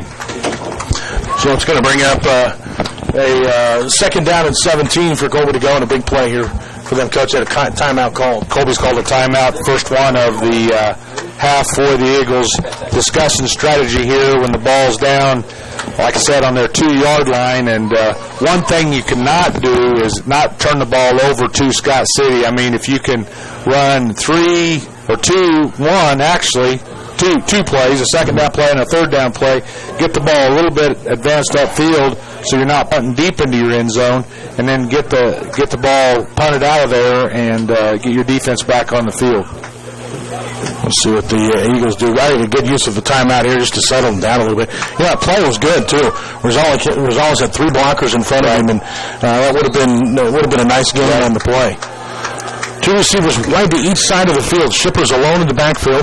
Has Bowie that's going to come in motion. This is just a quarterback keeper, and Jordan Shippers pounds his way forward, and he gets that lost yardage back. Really gets close to the original line of scrimmage, and a nice gain, about 7 yards on the play for Jordan. Nice design there by Colby. They had 5 wideouts. Jordan was the only back in the backfield, a little quarterback draw. Scott City was thinking pass, and Jordan did a nice job of picking up a big chunk of that yardage. Rosales, a wing back in motion from left to right. Shippers gets the snap, and it's an inside handoff to Stapp, who has nowhere to go. And I tell you what, that right defensive end for Scott City is getting the job done here tonight. It's number 59. Yeah, he and Jackson Lewis, 35, and number 59, Kyle Sherwood, one of the captains of the Scott City team. Colby just tried to run a little misdirection play, trying to catch Scott City off guard, and Scott City's defensive penetration was able to stop the play. Punted situation, the snap is low, little one hopper to Slavens. They pressured it a little bit this time, and Xavier gets the kick away, takes a good Colby bounce, but then goes out of bounds at about the 37-yard line. So both teams unable to get any points on their board here in their first couple of possessions of the game tonight. Colby's been stuck with some really unfortunate field position in this game, which has kind of limited a little bit of their offensive play calling abilities, but getting it done on defense so far. Yeah, the defense has got to step up here. The best field position Scott City started a possession this ball game. And they've all been good.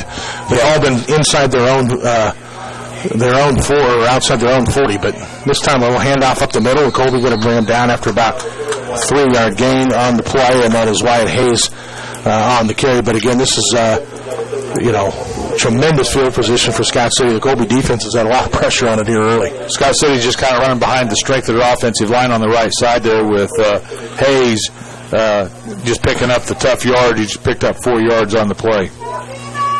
Beavers will break the huddle here wide to the left side. One receiver wide to the left side, 2 to the right. Tight end to the right side as well. One back in the backfield who's going in motion to the right side now. So the quarterback left alone here, and he's going to roll to his right side, throw, and incomplete. Ball intended on the play for Brandon Winderland, who had a big catch earlier in the game. That one, ball over his head and incomplete. Parker Gooden, the quarterback for Scott City, 27 of 51 passing on the season, 483 yards, 4 touchdowns, 2 interceptions, now 3 interceptions on the year. Shippers got the one earlier in the game. He did not start the first 2 games. Harrison King was the starting quarterback the first 2 games of the season for Scott City. And Scott City's never really been in a situation where they've had to throw the ball against any of their opponents first 5 games, 6 games of the season. 3 receivers right, 1 to the left. Scott City back to pass again some pressure, and Gooden going to take off. He's got a big opening in front of him. He's going to get around the left side, and Gooden going to dive for the end zone. Penalty flags flying all over the place near the end of this play. He is into the end zone for what could be a Scott City touchdown. Again, we've got some, I was going to say some yellow down on the field, but some pink down on the field here tonight. And this is going to come back. Block in the back against Scott City, so no touchdown on the play. This will be a block in the back, which will be marked off from the spot of the infraction. Scott City's still going to have a first down. Yep. 1st and 10 on about the, 20-yard line. Colby's 20. Yep. Right on the 20, actually. The Scott City quarterback did a nice job of reading the play and realized that the defensive end on that side for Colby was moved upfield and was able to find the gap and made a nice run on the play. But I think Stapp came over there from his outside linebacker position, tried to make the play, and was blocked in the back. So 1st down and 10 to go for Scott City on the Colby 20. Second time they've been in the red zone tonight. Pitch goes over on the right side. They're trying to get to the corner, and the Eagles drag it out, but they don't make the stop. Wyatt Hayes on the carry. It looked like he was going to be brought down at the 20 for no gain on the play. Baskel was there, just couldn't quite wrap up, and then Shippers and Branham ended up running him out of bounds, like you said, on about the 12-yard line. So gain of 8, but that's one of those tackling's huge in a game like this. Got to wrap and hang on, wait for some help. That's exactly right. All boils down to the fundamentals of blocking and tackling. One receiver to each side of the field, and way out there on the left side is Marshall Thoreau. Handoff's going to go right side, a big hole up the middle on a little counter play, and that's going to go for a touchdown. Once again, 2 or 3 missed tackles in the middle of the Colby defense. Hayes is able to get that 12-yard touchdown run.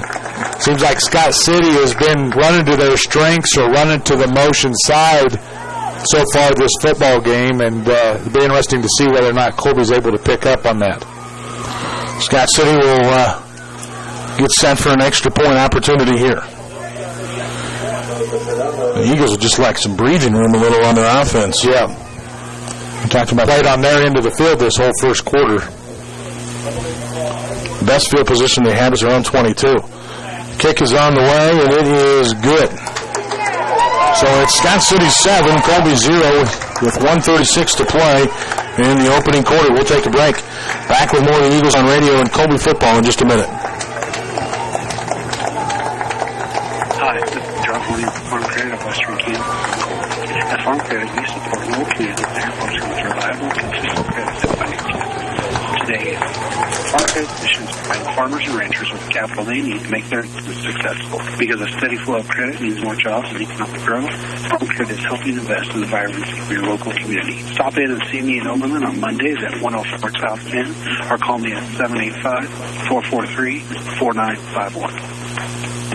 Sometimes everything that can possibly go wrong does, all at the same time. Maybe it's a storm or a fire. You've got damage to your car, your home, and other stuff, and one big mess on your hands. A Farm Bureau agent can make it better, simply, with a single deductible for it all. It's our one deductible advantage. You're going to love how Farm Bureau agents make insurance simple. In Colby and Atwood, that's David Brown. Call him at 1-800-870-2661. Farm Bureau Property and Casualty Insurance Company, Western Agricultural Insurance Company. Now back to more of the Eagles on radio on 100.3 The Ride. 1:36 to go in the opening quarter of play. Scott City 7, Colby nothing. Scott City getting set to kick it away. We've been talking about field position. It's been huge in Scott City's favor. The best starting field position Colby's had is the 24 on that opening drive after the kickoff. And here's a short kick this time by Scott City. But it does hit the ground, and it gets in between the Colby return men. They hand it off to Rosales, who takes it around the right side. He's going to be brought down again inside the 20. About the 19. So another tough field position spot for Colby. A kick just kind of got in between Rosales and Stamp. That's one of those things where you can't let that ball hit the ground because you waste valuable time, kind of like we were talking about with Xavier on punting. He's taking advantage of the time and not being pressured. When you're returning a kick, you can't let that ball hit the ground and roll around because that's just allowing the return team or the kickoff team to cover better. Eagles with the football now. The play goes to the right side. And a nice little quick out for about a 5-yard gain on the run. Hagan Bowie from his fullback position, just a quick off-tackle play, which is a good football play if you can pick up 6 yards on the play. Brings up 2nd and 4. So Colby with the football on their own 20-yard line. Shippers with split backs behind him. Gets the snap, hands it off right side to Rosales. Rosales gets around the corner. Oh! He's got a first down and more. And I tell you, if he was able to get his plant foot down and turn upfield, he's gone on that one. One guy to beat, and that's the guy that drove him out of bounds for Scott City. Yeager coming from his free safety position there. Nice job by the Colby right side of the offensive line. Caved that defensive line down and was able to block out on the end for that nice run by Rosales. Shippers awaits the snap. Gets it. Hands it off left side. Snap with a nice little cut to avoid the defender. Now spins his way forward at the 35-yard line and finally driven down. And with forward progress, that's a gain of 5 yards. They were spotting 4 on first down. Colby getting a little confidence now. Making the play for Scott City was Michael Farrat. Once again, Stapp did a nice job of cutting it back up inside and is able to keep his feet, picked up another couple extra yards. But one thing as a ball carrier you got to be careful of is not getting too lackadaisical with that football, because one thing Colby can't afford right now is a turnover. Eagles get the snap. Shippers fakes the handoff, keeps himself on the right side. Shippers loose down the sideline at the 50, gets tripped up at the 44-yard line, actually down to about the 36 by the time he hit the ground. And Shippers got his ankle, and that was 6 points. And now, I tell you what, there's nothing bigger than these plays for Colby, because now we've reversed the field position a little bit, giving you some breathing room, but the confidence now that you can move the football. Yep, that's one of those things where confidence-wise, especially on the offensive side of the ball, you have a couple successful plays and can put them back-to-back. Then you just kind of build on that, and Shippers did a nice job of reading that play and was able to kick on the Jets, picked up a big chunk of yardage there. We have officials and a timeout called by Scott City. No, check that. We have hit the quarter. 7-0. Scott City leads into the first quarter of play tonight. Colby moving the football. They'll have a 1st and 10 in the Scott City 37 when we return. You're listening to the Eagles on radio and Colby football on 100.3 The Ride. Flying is one of the few events in life that is certain to occur, yet one we are not likely to plan for. Hi, I'm Jason with Ballman Mortuary in Colby at Wood and Oakley. Pre-arranging your funeral service is a great way to make sure your family is taken care of, even after you're gone. At Ballman Mortuary, we'll help you plan ahead and make sure that your wishes are taken care of and the type of service, monument, and casket you would like. We can set up pre-funding arrangements designed specifically for end-of-life needs. At Ballman Mortuary, we are dedicated to ensuring that your loved ones' memories are cherished. See our website at ballmanmortuary.com today for more information. Picture this. You're on the beach for a beautiful sunset. All the vibrant red, orange, and yellow colors reflecting off the blue ocean water. Watch the waves wash in. Bright sunny beaches where kids bury their siblings up to the neck next to giant sandcastles. As you picture this in your mind's eye, is it perfect or do you have to squint because it's blurry? Make sure your Ecto eyes see as vibrant as your mind's eye. Get your vision examined today at Funk Optometry in downtown Colby, Atwood, and Hoxie. Funk Optometry. See it as you picture it. Now back to more of the Eagles on radio on 100.3 Pride. Welcome back. A high snap on first down and 10 from the 37. Over the head of Shippers, he's able to get back and get on the football for Colby, but a big loss all the way back to the 46-yard line, and it's going to bring up second down and about 20 for Colby. You know, that's probably the second worst thing that you can have. The first worst thing is a turnover, and the second worst thing is negative plays. When you get a drive going, you can't have negative plays because it seems like a lot of times negative plays stop drives. Shippers gets the snap here. He's going to keep it himself, tries to go up the middle. Looked like there maybe was some miscommunication in the backfield that time. Jordan gets forward for a gain of 1, but it's going to bring third down and 18 for Colby. I think it looked like a little quarterback counterplay to the left side of the Colby offensive line where Jordan took a couple steps to his right, waiting for his right guard and right tackle, Branham and Slavens, to pull to the left, and Scott City just kind of bunched it up there at the point of attack. So big third down here for Colby, and about 18, 19 yards to go. Two receivers to the left, tight end right. Shipper's going to hand it off to Calvin Stapp. Calvin avoids the first defender trying to get to the corner, and Scott City just very good at flowing downhill and getting to the outside and cutting that off. Scott City makes a stop. Colby's going to have to punt here, 4th and long. Well, Vogelmore came from his linebacker position, was able to get penetration, which made Calvin bounce it just a little bit, and just a little bit of a bounce allowed Colby or Scott City's defensive pursuit to string it out and make the play on Stapp on the sideline, Colby sideline. Slavens is set to punt it away for Colby, standing at the Colby 41-yard line. Gets the punt away, end-over-end kick, and that's going to bounce. And take it's really not a very good kick on the play. Xavier had to rush it a little bit there, and they might even have got a piece of it. Well, I think Scott City's coaches were telling them to rush, and coach from Scott City was telling number 44 there to put a little bit more heat on Xavier there. So it'll be interesting to see what happens the next time Colby punts. Yeah, try to get away a little quicker because that only goes to the Scott City 36. So 1st and 10 for Scott City there, but again, this is their worst starting field position of the game, and that's at their own 36. Handoff goes on the left side, Winderland on the carry, hit and driven back. Shippers feeling downhill that time and hits him at the 40-yard line, gain of about 3, maybe 4 on first down. Just a little misdirection there with Scott City. The back on the right side of the quarterback went to his left. He faked it there, then gave it to Winderland coming off the right side of the Scott City offensive line, Colby's defensive left, and like you said, Shippers leading the way with the Colby defense from his free safety position. One receiver left, double wing formation for Scott City, and they'll go on a little counter play here. Colby hits and brings him down, but a nice gain on the play by Hunter Yeager. He's going to pick up another 4, maybe 5 yards, and it's going to bring up 3rd and short now for Scott City. The ball marked on their own 45-yard line. They need the 44. I think Hagen Bowie just realized what happens when you don't get blocked and you get too far upfield. You're probably going to get blocked by a pulling guard, and they trapped Hagen there and was able to run inside on that play. Big third down here for the Eagles. Double wing formation for Scott City. Motion goes to the right. Handoff goes that direction, and again, hit in the backfield. On the play was Wyatt Hayes, but he powers across midfield and down to the Colby 46-yard line. Basco did a nice job of coming up from his linebacker position, made the initial contact at the line of scrimmage. He did a nice job of holding on, but Hayes is just so strong, drug him about 5 yards until Colby Pursuit could help bring him down. 2 receivers left, one to the right for Scott City. Wing back to the right side, one back behind. Gooden is under center this time. Long snap count, gets it, hands it off. Right side, penalty flags flying on both sides of the field. So there was something in the neutral zone there at the snap of the football. And we'll see what it is. This may be against the defense. Looks like procedure against Scott City. Yeah, good deal. We'll take that. 5-yard penalty. Would have been a 10-yard gain. So this will come back, make it 1st and 15 for Scott City. And it'll put them back into Colby territory just across midfield at the 49. I think one of the slot receivers on the left side or Scott City side line didn't get set before the ball was snapped.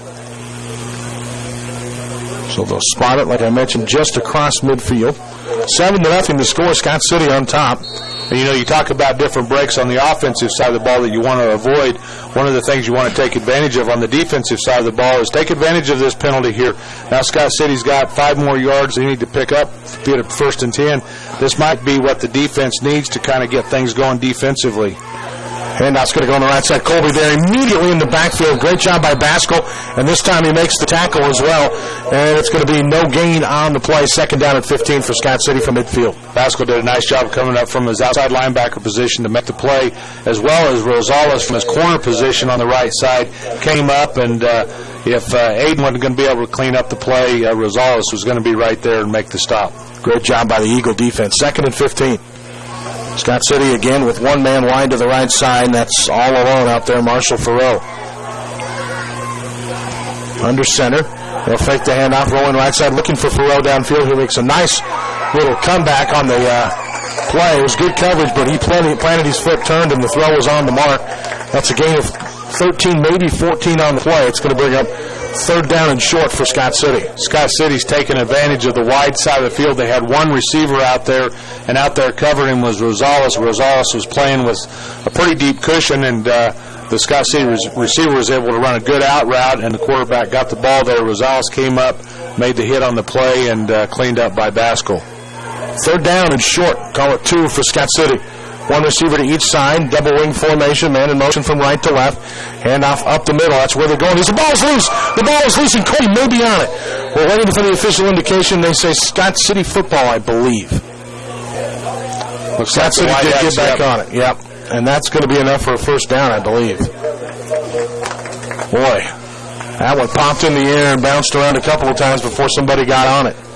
Definitely got the Colby defensive attention, and they were swarming to the ball, but Scott City had already fell on it. And nice defensive play there for Colby, trying to force the turnover, just weren't able to find the handle on it.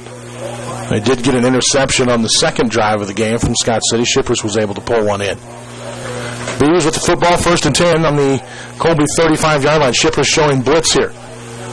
And that is where he's coming on the left side. They're just using him to, again, help string it out, and there is nowhere to run on the play. Tremendous job. Wyatt Hayes on the carry, well defended by the Eagles.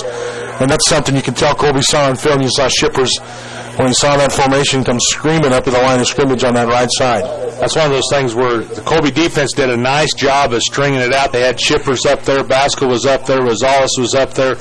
Nobody got hooked to allow the Scott City running back to get outside. They just let him run as long as he wanted to, as fast as he wanted to the sideline, and wasn't able to pick up any positive yardage on the play. Yeah, all the running was parallel that time. One receiver wide to the right side for Scott City. 2 backs behind Gooden. Wing back to the right side as well. And the handoff's going to go right up the middle. And a decent gain on the play again here for Wyatt Hayes. Hits the line of scrimmage hard, gets it out to the 30-yard line. Gain of about, we'll give him 5 on the play. It'll bring up 3rd and 5. Making the play for Colby was Metcalf from his corner position. Anytime your defensive backs are making the tackles, that's a sign of too many yards for the offense. Yep. They like that little count play up in the middle. And if you're Colby defensively, follow the guards. They're going to take you to the football every time. Scott City, good and under center. Gets the snap, takes the handoff, wants to throw, pressured, hit, and he is sacked. Slavens has got him clear back at about the 42-yard line.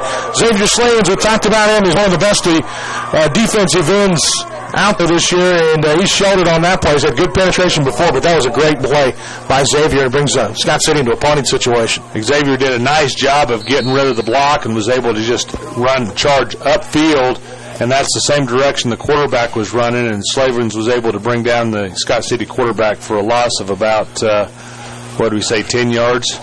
Yeah. Actually about 12 on the play. Then 3rd and 2. Scott City to punt this time, and this is a sky punt. Very short, though, and it bounces and takes another little backwards roll. And Colby's going to get actually decent field position at the 27-yard line. That punt was from the 41, so not much on that one. Nice defensive stop here for Colby, and I don't know if it goes back to that penalty that Scott City had, and they got a 1st and 5 situation, but Scott City was able to take advantage of that and, was able to force Scott City into a punt situation, a poor punt, and Colby's got the ball and didn't allow Scott City to score. Snap going in motion for Colby. Handoff's going to go up the middle to Hagan Bowie. Bowie pounding his way forward for a short gain for Colby. Scott City's done a good job in the middle of the football field tonight, allowing those Scott City's defense inside the tackles has been pretty solid, with the exception of that one quarterback draw that Shippers was able to pick up some nice yardage there in the first quarter. 2nd down and 9 after the gain of 1 on 1st down. Colby with one receiver wide to the left side. 2 wing backs, and that is Stamp in motion to the left. He'll get the quick pitch. Calvin, again, looking for that lane to cut it back and doesn't have it. There may be it looked like he was going to get face mask on that pull down on that play, but no flag on the play. Like there was just a pile of Scott City players out there, and once again, Scott City, not only do they do a good job of making Calvin run east and west, they don't allow him to get that corner turn to get going north and south, and which resulted in a loss of yardage on the play. 3rd and 15 for Colby. As hard as Scott City's pursuing, what Colby needs to look at is maybe coming back with some type of a counter play back to the other side. The Eagles will get the snap. Shippers fakes the handoff, wants to throw. Oh, he tries to go underneath with the screen, and it's picked off by Scott City. Picked off by Hunter Hayes. Hayes brought down inside the 10-yard line. I think Hunter Hayes just stepped in front of the Colby intended receiver there about the time Shippers released the football, and I think it's one of those things where as soon as it was released, I'm sure Jordan was saying, why did I throw that football? Because right then and there, Hayes was there in front and got the pick. That's well played by Scott City. It's something Colby's run successfully over the last couple of weeks, quite a few times with that screen. And Scott City that time, they were ready for it.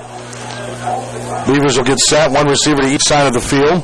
And this just, again, a wishbone type formation. And Colby's going to take a timeout here. And I think a good timeout by Coach to let these kids get their breath here and some little pep talk, because Scott City's going to start this drive on the Colby 7-yard line. We'll take a break. Back with more after this word from our sponsors. You're listening to the Eagles on Radio and Colby football on 100.3 The Ride. Wow. Our typical reaction from homeowners who just walked into a kitchen by Northwest Kansas Decorating Center. We call it the wow factor. Wow. And the reaction of others when they see their cabinet, countertop, and backsplash work. Northwest Kansas Decorating Center can take your bland kitchen and make it great. This is your last break. Thank you. Thank you very much. Center.com and get ready to be wow. Northwest Kansas Decorating Center, West 4th Street in Colby. Pizza Hut in Colby, Kansas is the place to explore flavors. Whether it's classic flavor like pepperoni, meat lovers, or super supreme, or something less traditional like the cherry pepper bombshell, the cockadoodle bacon, or nearly a dozen flavors of wooden straight wings. Pizza Hut in Colby, Kansas has your flavor tonight. Stop by for the amazing lunch buffet, dine in anytime, or call 462-8206. Deliver Pizza Hut in Colby, Kansas. That's the flavor of now. Now back to more of the Eagles on Radio on 100.3 The Ride.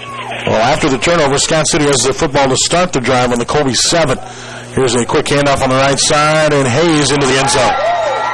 One play, 7 yards, touchdown, Scott City. Scott City just ran a simple dive play off the right side, Colby's defensive left, and Hayes, one of the better running backs in the state, did a nice job of getting into the end zone. Boy, just a tough spot to put your defense in with that. After the interception, you know, trying to stop Scott City and they only have 7 yards to go. Extra point opportunity upcoming here. Scott City did hit on their first.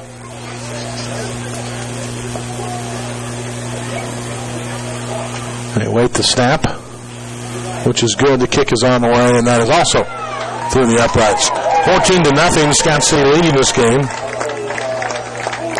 We still have 3:31 to go here in the opening quarter tonight. And not only do we have 3:31 left in the opening, or the second quarter. First quarter, yeah, first half. First half, but we got a whole second half to play. Probably one of the most important parts right now is Colby's got to get their daubers back up and realize that they're playing with this good Scott City football team, and they can't allow one mistake down here on their on the Scott City's end of the field to damper their enthusiasm and dampen their fire. They've got to come back out here and put together a 3:31-minute football game right now in this second quarter and not let Scott City pick up any momentum going in at halftime. You know, there's some positives in here for Colby. We've moved the football. We've showed that we can score on them. And defensively, we've been able to stop them. So it's just one of those things where you can't dwell on the mistakes that you've made. You got to dwell on the positives, the things that you've been doing well, and just build on those. And like I said, take this kickoff, get good field position, get your offense back out on the field, put together a drive, try to score here in the first half, go in down 14-7, and it's still a good ball game. Well, for sure. Hino's set to kick it away. Colby with Rosales and Stamp back deep. Stamp to the right side, Rosales to the left. Hino's line drive on this one. Again, it hits the ground. That's going to be picked up by Colby shy of the end zone. They'll run a little in around Stamp around the left side at the 20-yard line and all the way out to about the 25. Nice return by Stamp. And that was one picked up at about the 1-yard line when it was rolling. And, of course, in high school, once it touches the goal line, it's a touchback. You have no option on that one. It's one of those things where for as long as the ball was on the ground and they did a little exchange back there between Stapp and Rosales, Stapp did a nice job to picking up the yards that he did. So the offense back out onto the field with 3:21 to go in the half. The Eagles with two receivers left and one wing back to the right. Shippers just on a quarterback power play behind the block. That time of Hagen Bowie, and a good block it was. Shippers gets to the outside and picks up 6-7 yards on first down. Hagen did a nice job of kicking out that defensive end, and then the other slot back on the side did a nice job of blocking down on that outside linebacker, which allowed Shippers to pick up about 5 yards on the play. That's one of those things. Colby doesn't need to get fancy, just 5, 6, 7 yards of play, move the ball down the field. Snap in motion. Handoff's going to go to Bowie up the middle this time. Hagen hits the hole hard and has a nice little spin. And again, here you go, another 4 yards. It's going to bring up 3rd and short for Colby. Nice job there by the Colby offensive line. Leading the way there is the center, Aaron Kurth. And then the left side of that offensive line did a nice job there. Colby looking to the sideline for the play on 3rd down, a yard. Stapp. Wide to the right side. Also out there is Metcalf. One back behind Shippers. Bowie will line up the fullback. The handoff goes to Rosales. Hits the hole hard, and he's got the first down. Nice little run there by Isaac Rosales. He picks up about 4 yards and a first down. Nice job there by the left tackle. I think it was Tommy Klein coming across there, trapping that defensive end, which allowed Rosales to pick up the necessary yards for the first down. Eagles out of their hurry-up offense now. Shippers gets the snap, fakes the handoff, rolls his left looking down the field, throws and completes it underneath and then out of bounds after making the catch. Or did he get out of bounds after making the catch? I believe it was that's Rosales that brought it in. Rosales did a nice job of getting down the sideline, found his spot, and was showing his hands to Shippers. Did a nice job coming back to the quarterback, making the catch, turned upfield and picked up another yard on the play. Gain of about 6 on first down. He did get out of bounds at the end of that, so the clock stops at 2:16, which was also smart at the end of that play. You got to stop the clock here. Colby with Bowie in motion. Shippers gets the snap, hands it off left side, and this is Sapp behind Bowie. And Calvin's going to get forward for about 4 or 5 yards. This will be very close. It'll depend on the spot. We'll have an official timeout to look at it. Just till we get it spotted. And Colby, I think, I'm kind of straight across from this, and I'm going to say we've got it by a half a football. So we'll see if I'm right or not. It's almost like a timeout for Colby. They can kind of discuss what they want to run here, whether it be a 1st and 10 or it's going to be 3rd and short if they don't make it. So basically it's a timeout for Colby. Decide what you want to go with, and then get ready to get the play in. Looks like it is a 1st down. By half a football. So thank you, Dr. Sam Funk with Funk Optometry in downtown Colby with the vision today to get this one done. Pre-game sponsor tonight. And also brings you the video of the Eagles on radio here on 100.3 The Ride. 1st and 10 to go for Colby, 49-yard line, their own 49. With 2 receivers to the right side, and that's Metcalf and Stapp. Shippers out of the pistol, gets the high snap, pulls it down and hands it off for Rosales on the right side. Pounds his way forward, got about 4 yards. And this is good football right here. This is what you want if you're Colby. Just pound away at him and get these 3-4 yard gains at a time. Safe football, just hang on to the football. Like I said, nothing wrong with a 4 or 5 yard football play. Just put them back to back to back, and your offense is going to have some success. And you're going to win games. 2 receivers to the right. Shippers get the snap, hands it off right side. This one blown up by Scott City. Scott City just getting too much penetration off that right side. Not necessarily the interior line, but off the right edge of that Colby offensive line. Was able to get penetration and make the stop on the play for a loss of about 3. And we have the whistle and the timeout here. Looks like Isaac Rosales' tying his shoe there. So good use of shoe tying, Isaac. Perfect timing. Get the clock stopped here. Take your time, buddy. Get a couple breaths here. It's going to be 3rd and 8 for Colby. They did lose 2 with that Rosales carry on the last play. Clock's at 1:10 to go. And that is also how long it takes Isaac to get his shoe tied. But the official's coming in here now. Scott City fans getting a little upset. Now one of the Eagle players is coming to help him tie. I don't know if he broke a lace maybe. Sometimes that'll happen. You've got to try to... Looks like he's going to have to... maybe he is going to stay on the field. Got her fixed. 3 receivers left for Colby, 2 right. Shotgun here for Shippers. Roll into his left side, firing across his body. The catch is made. 1st down and out of bounds. Tremendous job that time by the Eagles, and the catch pulled in by Calvin Stapp, I believe. I think that was 21. That was Mason Wright. Mason Wright. Nice catch there. Just enough to move the sticks for the Colby Eagle offense. Missed one earlier in the game, pulled that one in. 2 receivers to each side. Shippers gets the snap, going to roll to his right side this time. Again throws, again completes it, and again out of bounds by the Eagle receiver. That time it is Calvin Stapp, and that's a gain of 8 yards. And the Eagles matriculating the ball down the field here against Scott City. 2nd down and about 2 to go. Jordan was just rolling to his right and did a nice job of spotting Stapp and put the ball right on the money. Metcalf and Stapp to the right, Rosales and Wright to the left. Snap a little high, Shippers gets it, sees a hole up in the middle of the field. Shippers hits the hole hard, gets to the outside of the 20, turns it up the field and gets out of bounds at about the 15-yard line. And that was a smart decision by Shippers. He wasn't going to get to the end zone, and so he got the yardage he could and then hustled out of bounds to get the clock stopped with 46 seconds to go. Just another nice little quarterback draw, which they pulled the left tackle around behind the right guard. And Shippers were able to follow Klein right up the middle, and then Shippers did a nice job of cutting to his right. 1st and 10 from the Scott City 15-yard line.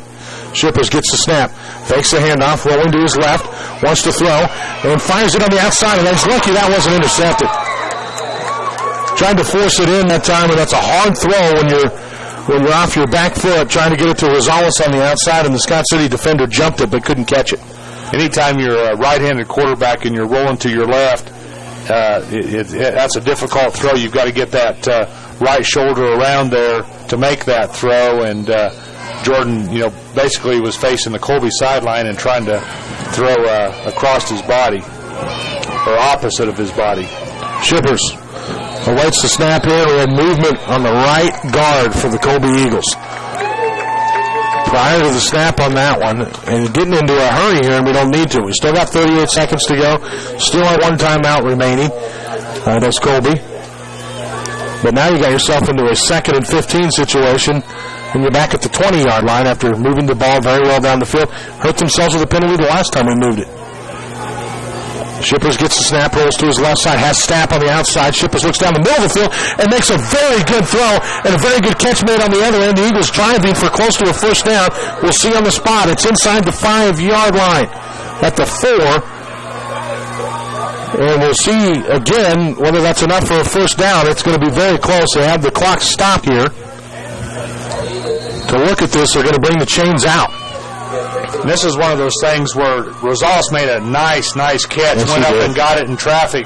Shippers made a nice throw. I'm not for sure if he was the intended receiver or not, but Rosales did a nice job of going up and getting the ball. But once again, Colby needs to take advantage of this measurement, treat it as a timeout, get your players together, decide what you want to run here because you've got 1st and goal, balls inside the 5-yard line. Looks like we're going to be short. Yeah, about 3-4 inches. It's that close. But anyway, it's third and goal here.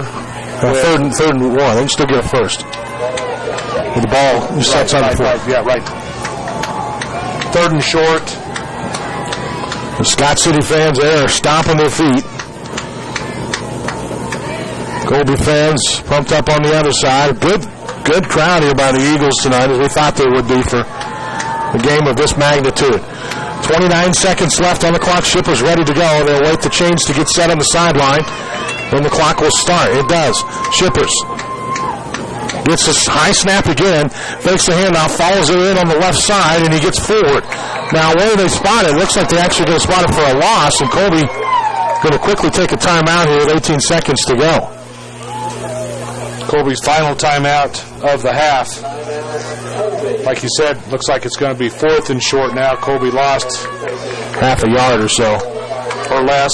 Yeah, or less. I mean, not much. Colby's got 18.9 seconds left here to make something happen on this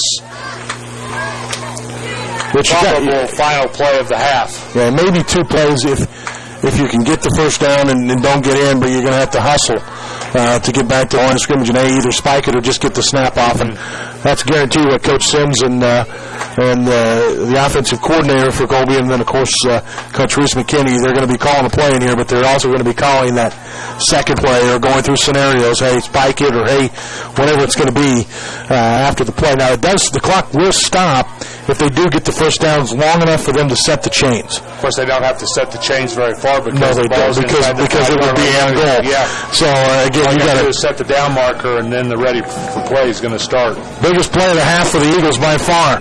4th down, less than a yard to go, inside the 4-yard line. Here's the snap. Shippers hands it off the boot. He fakes it, takes it himself, and Shippers has got the first down. Did he get into the end zone? No, he did not. Colby's trying to hustle to the line of scrimmage. The clock is stopped right now again while they set the chain. 14.5 seconds. Shippers under center. They blow the ball ready for play. Gets the snap. Spikes it, and they let another 2 seconds, maybe 3 run off the clock. Boy, they need to discuss this, too, and make sure that they get the clock correctly, because he spiked it, they blew it dead, and they went another 2-3 seconds off the clock, did the Scott City clock operator here, which could be the difference between getting 1 or 2 plays off in this game. It'll be interesting to see if Colby goes ahead and sticks with the run or tries to throw a pass and then a run. 2nd down. Go to the well. Shippers over the top of the pile. Touchdown, Colby! Jordan Shippers gets it in. Takes it in from 2 yards out. The Eagles are on the board with 6.8 seconds to go here in quarter number 2. What a play for Colby. Shippers over the top of the pile. Nice offensive possession there by the Eagles. They got the ball with 3:31 left in the half. Was able to drive the ball. Where'd they get it at? About the 26-yard line, I believe it was. Was able to put together a nice scoring drive. Eagles will go for 2 here. Billy in motion from right to left. Shippers gets the snap going to his left side. Throws, has it batted down at the line of scrimmage. So that will go for naught and scores 14-6. Colby trails Scott City. Batting the ball down for Scott City was their good running back on the offensive side of the ball. Good outside linebacker was Hayes, number 4. Yeah. But it's one of those things where now Colby can go into the locker room with a little bit of momentum on their side. They know they can score. They put together a good drive there to end the second half. Now just come out the second half ready to play their style of football. Hey, nobody else has gone into the locker room in a one-possession game with Scott City on the season for sure. So it had to be a big one. I tell you what a great time for the kids to put together a drive. And had to deal with some. I mean, they had a second and long in there after a penalty. Had to overcome that in the middle of that drive. And the clock to work with, right. and they dealt with that well. Had a couple measurement situations which went into their favor as far as allowing them to kind of discuss strategy and discuss what plays they wanted to run and whatnot. So all in all, things fell in Colby's favor that particular possession. So getting it in on second down for Colby. 6 seconds to go in the half, and they punched it in. And now Hagen Bowie. Okay, this kid, offense, defense, kickoffs. He's only a sophomore. Yeah. He'll be out there to kick it away for the Eagles. And I tell you, he'll be one of the first men down the field, too. Bowie, a little pooch kick, a line drive. Caught at about the 20-yard line by Scott City. They're trying to dance around and find a hole, and they're going to get a decent return on this one. As taking it out was Wunderlin that time, and he'll be stopped shy of midfield, but the clock has expired in the half. And we thought this was going to be a good football game today. We've seen a good half of football. These are two good teams going head-to-head tonight. We'll take a break down this first half, look at scoring and much more. That's all coming up on part of our halftime show tonight, brought to you by the good folks at Cornerstone Ag. You're listening to the Eagles on radio and Colby football on 100.3 The Ride. You have a name for the next time you travel to that big city Mega Monster sporting goods store. I didn't get the second Scott City touchdown. Okay, you got the first Scott City and the Colby. Yep. All right, thank you. Yep. I'm only part-time here anyway. Now visit the Sports Shop in Colby. Good morning, Sally. Looks like a promising year for the Eagles. The Sports Shop offers the same great variety and selection as the mega super-duper sporting goods stores, but they're small enough to remember your name, your school mascot, solve problems, and answer questions. The Sports Shop in Colby. Losing a loved one can be the most difficult experience you ever go through. But at Kirstenbrock Funeral Chapel, we are ready to ease your burden during your time of grief. We serve all of Northwest Kansas and offer reliable and professional services, including funerals, monuments, and memorial funds. Contact Kirstenbrock Funeral at 785-462-7979. Let us help you through your loss at 785-462-7979 or online at KirstenbrockFuneralChapel.com. Service Master in Colby, Kansas wants you to know that your carpet is like a huge area, trapping dust mites, pollen, bacteria, and every time you walk across your carpet, you throw those things up in the air, and you and your family are breathing all that in. It irritates lungs, complicate asthma, even makes you sick. But for more than 50 years, Service Master Clean has been serving both residential and commercial customers. The pros at Service Master will do whatever it takes to make sure you and your family live in a happy, healthy, clean home. Call Service Master at 785-462-3483 to get started today. Well, fall is here, and so are the fall fashions. You got 30 seconds left. Thank you. Light and crisp colors are found for ladies from fancy to casual, a good group of Missy sizes, and for the guys, sports jackets, dress shirts and pants, casual shirts like polos and sweaters, and check out the sale rack. Plum Creek is plumb full of name brand jeans, too, a lot of jeans. Remember, they rent tuxedos at Plum Creek Limited, 475 North Franklin, downtown Colby. Now back to more of the Eagles on radio on 100.3 The Ride.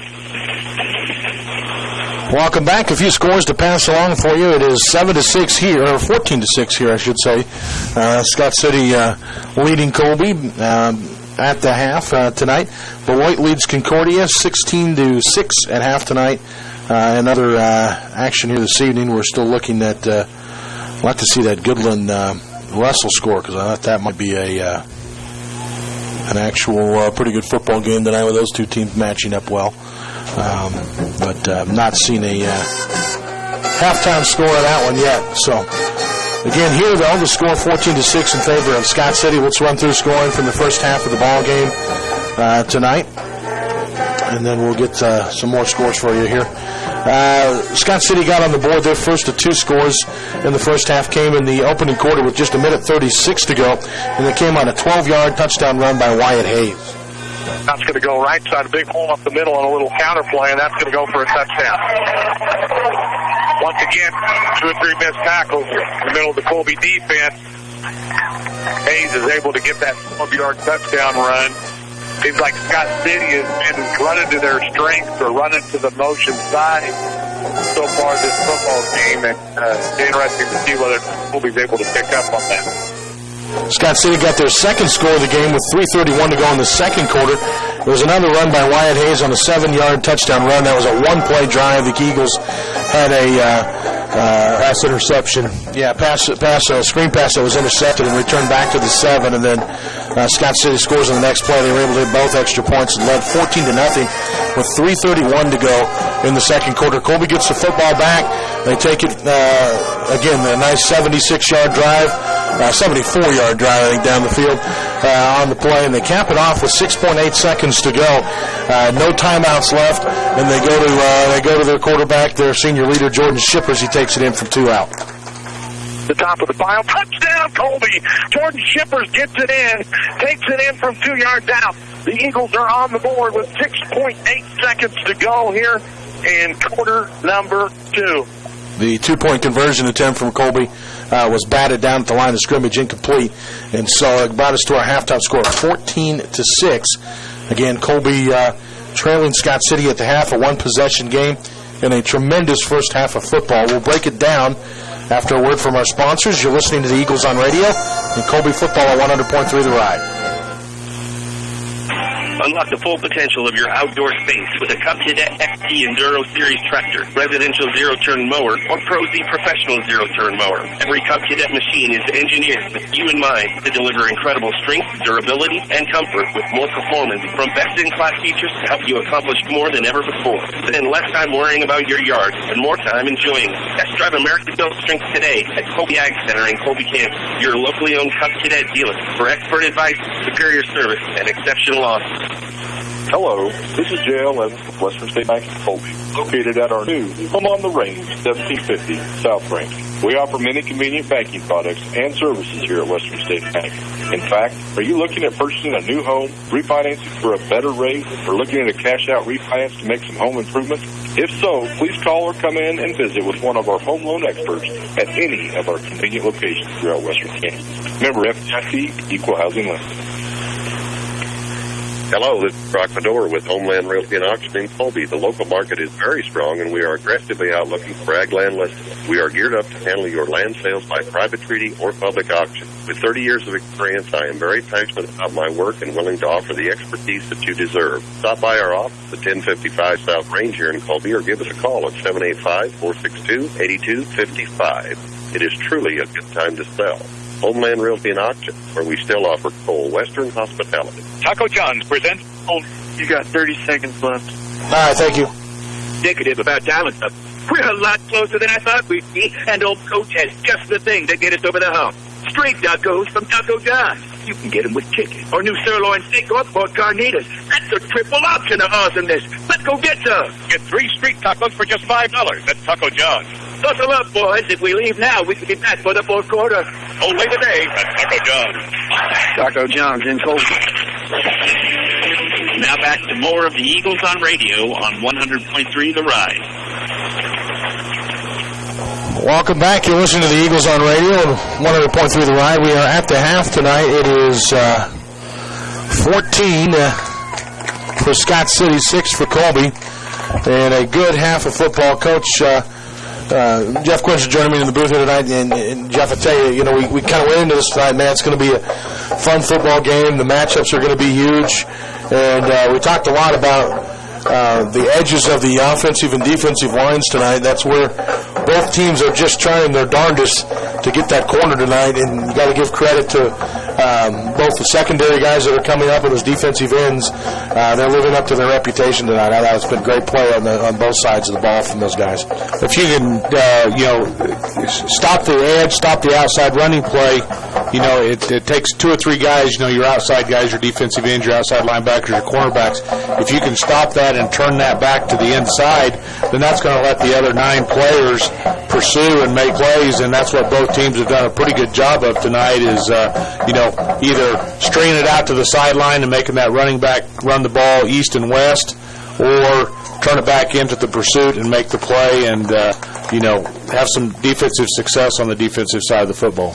Yeah, and both teams, are struggling really with their running game up the middle. Scott City's had a few plays in there. Colby's had a couple of nice, well-designed quarterback keeper-type plays, again, where they've spread the defense out and made it look like a passing situation, and then it hit the hole hard with Shippers. And it's kind of fun to watch the game plan on the two of this one. I'm curious to see adjustments here at halftime. Right. It'll be interesting to see what both teams do. And, the thing that probably impressed me the most about this is the situation Colby was in after Scott City's final score of the half, in which Shippers threw that interception on that screen pass and wishes he probably had that back. But then Scott City, the very next play, hands it off to Hayes for a 6 or 7 yard touchdown run. And you could tell Colby's defense was hanging their daubers a little bit, but then they were able to come back, that last 3:31 left in the half, and was able to put together a nice offensive drive and put some points on the board and go into halftime down 14-6. And I think that in and of itself is going to give Colby some life when they come out here the second half, because now instead of being down 14, you're basically down 1 score. And to start the second half, Scott City's going to receive the football, so it'll be up to Colby's defense to come out and still stop Scott City's offense and try to get the ball in good field position and keep that offense rolling. And let's be honest, neither of these teams have played a full football game here in a while. If you want to really look at it, their varsity groups have been playing halves here the last 2 or 3 weeks with the opponents that these two teams have faced, and the way we've steamrolled people. So the second half will be interesting a little bit on that, and then I don't think it's going to be an issue for either team. I think they're both conditioned well enough that they'll be able to go, but it is a little bit different to think about going into it. I think the biggest key in this first half, and this tells you how well Colby has played defensively in the first half of this game. The field position that Scott City has possessed in this game, you go to that first quarter and a half, they didn't have a drive that they didn't start. Their worst starting field position was their own 44-yard line. And they had 2 or 3 drives that started in their own territory, including one that started at the 7 that they were able to score on. Mm-hmm. And the fact that they only came out of that half with 14 points with this high potent offense that's been dropping 40, 50 points a half on teams, to be able to hold them to 14 points with the field position that they have tells you how well the Eagle defense has played in this game. Especially that first quarter, they basically played it on the Colby defensive end of the field, and like you said, basically off that whole quarter, other than that last interception that Colby threw down there, Colby's defense did a nice job of shutting down the Scott City offense. Yep. And then the Eagles finally got a little bit of breathing room field position, and they were able to put together a couple drives actually in there where we moved the ball fairly well. Hurt ourselves with penalties on a couple of them. And man, a 5-yard penalty against Scott City is killer. And same thing for them. They got a 5-yard penalty. It was a drive killer for Scott City twice tonight. They've had that happen to them where they're moving the football ahead, just a little procedure penalty in a game like this is almost like a 10 or 15 yarder, because it just becomes that much more difficult to get a first down against a good defense. Yeah, you get 2 good football teams like we've got here tonight, and each team's looking to take advantage of the other team's mistake, whether it be on the offensive side, defensive side, or special team side of the football. And a lot of times the team that wins these close games are the team that is able to take advantage of those mistakes the most. Yeah, Colby did get a pick on Scott City early in the opening quarter of the game on the second possession for Scott City in the game when they were moving it, and Shippers was able to made a tremendous one-handed grab to pull down the pick. But again, after he gets the pick, we're at our 7-yard line. They get their pick on their on our 7-yard line as well, with them getting ready to go into the end zone. So again, that was part of the field position a little bit, where we get one and have 93 yards to go. They get one and they got 7 to go after their pick. So a little unfortunate on that end of things, but again, we've done some things right and gotten plays when we've needed them tonight, and I think a really good first half of football.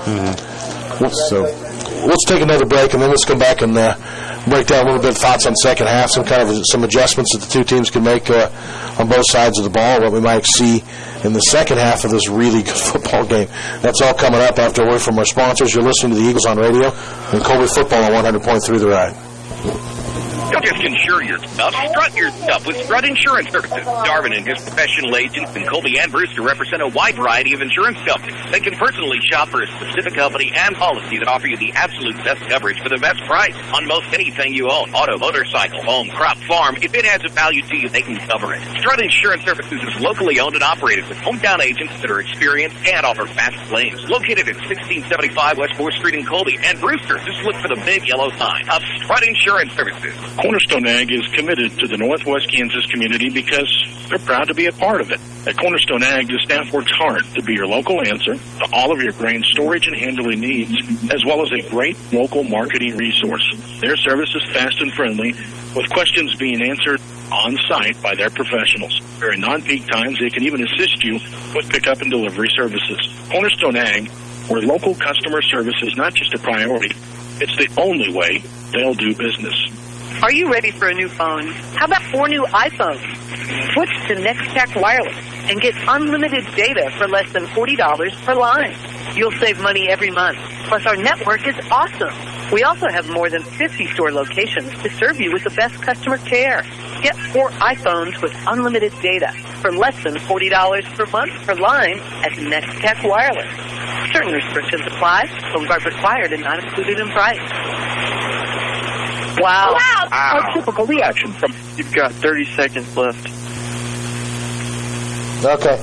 Wow factor. Wow. And the reaction of others when they see their cabinet, countertop, and backsplash work. Northwest Kansas Decorating Center can take your bland kitchen and make it grand with the finest cabinets, countertops, and flooring designed and installed by their professional team. Go to nwksdecoratingcenter.com. Get ready to be... Wow. Northwest Kansas Decorating Center, West 4th Street in Colby.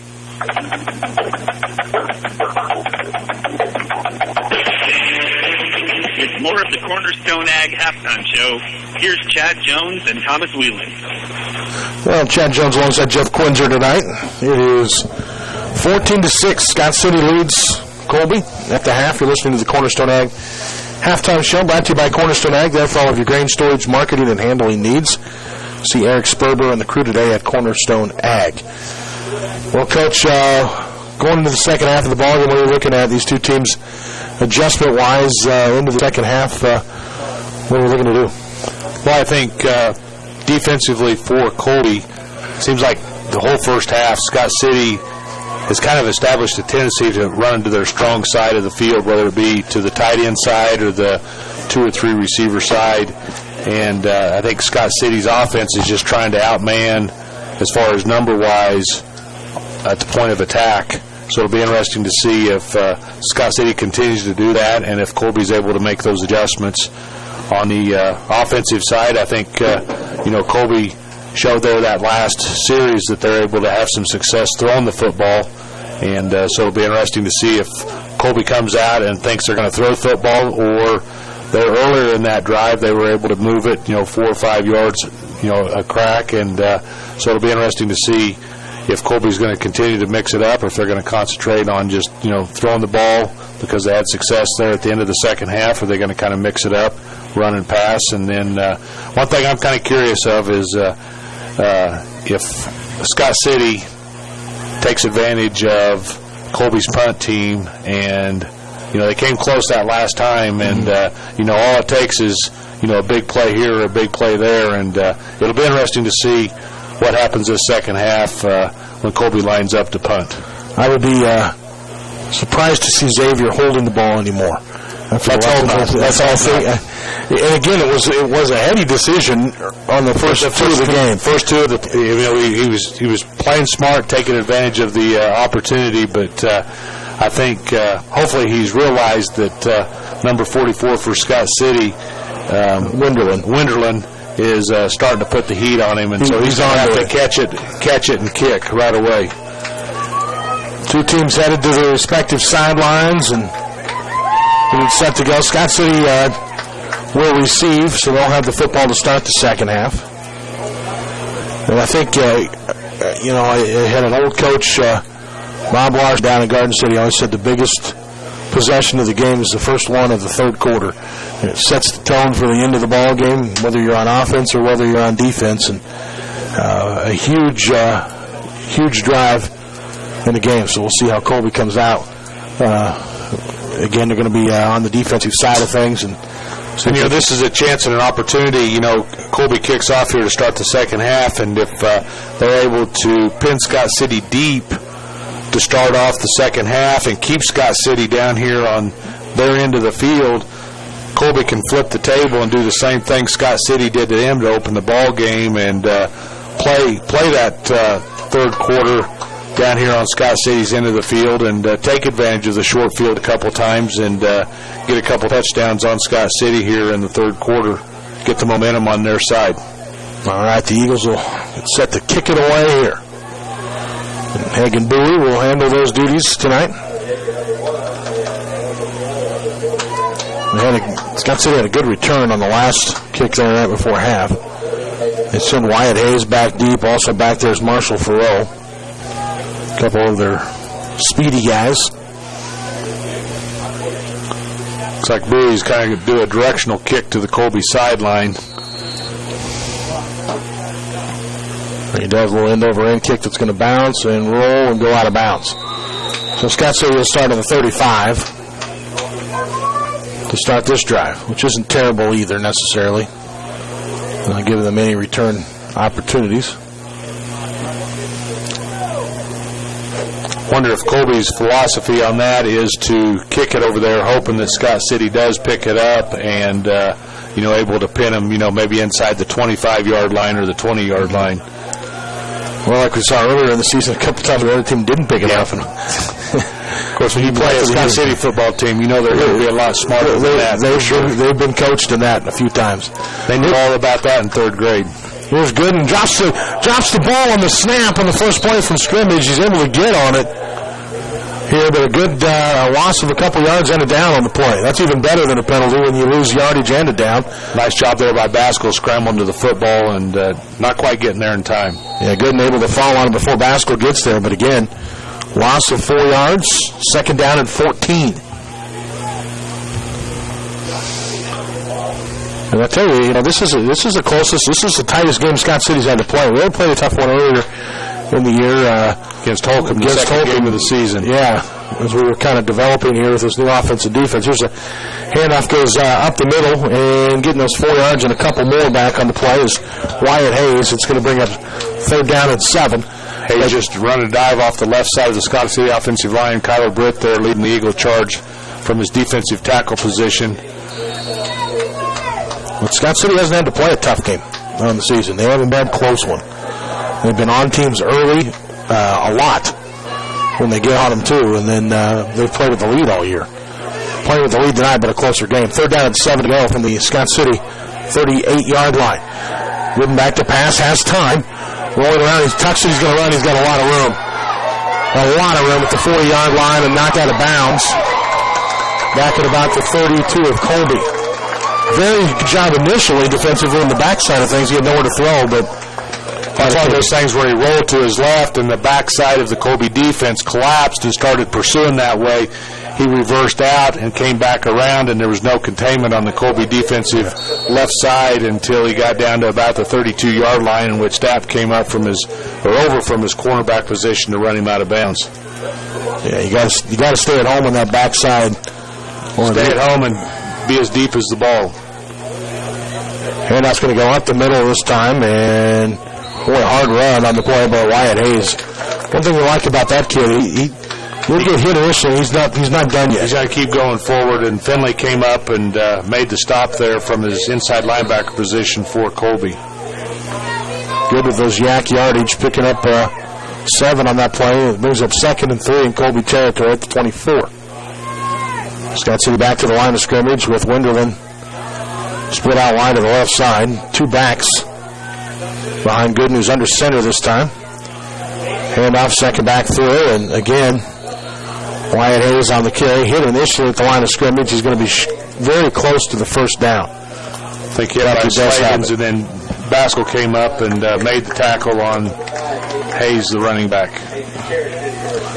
So it's first down on the plays. He just got it across to the 21. Scott City set again. Winderland and Farrell both to the left side. One back to the right side. Hayes behind Gooden. Farrell in motion across the formation, and that's just a disguise. Handoff goes right up the middle. And a big run on the play here for Wyatt Hayes as he gets it inside the 5. Just a trap play there off the right side of the Scott City offensive line. Hayes did a nice job of following his blockers downfield, down the middle of the field. Shippers comes up from his free safety position to make the stop for Colby. 15-yard gain as they spot him on the 5. So first and goal to go now for Scott City. Again, one receiver spread to each side of the field. Eagles bringing the house up the middle here, and they're going to be in for a touchdown as the handoff goes on the left side. Wyatt Hayes picks it in from 5 yards out. Just a dive play off the right side. Nice blocking up front by the Beavers. Colby's defense just kind of able to allow some seams for the Scott City running back to get inside the end zone there. And they'll line up for the extra point opportunity. They're 2 for 2 on the game so far. Wyatt Hayes with his 3rd touchdown of the contest tonight. And Colby's offsides here on the conversion attempt. They did a little, the holder did a little arm fake, and Colby took off on that one, trying to get this kick blocked, and so that'll be half the distance. It'll be interesting to see if Scott City goes ahead and kicks it or goes for 2. Looks like they're going to go ahead and go for 2. Half the distance. So they'll try for the 2-point conversion attempt here. Only have 1 yard to go.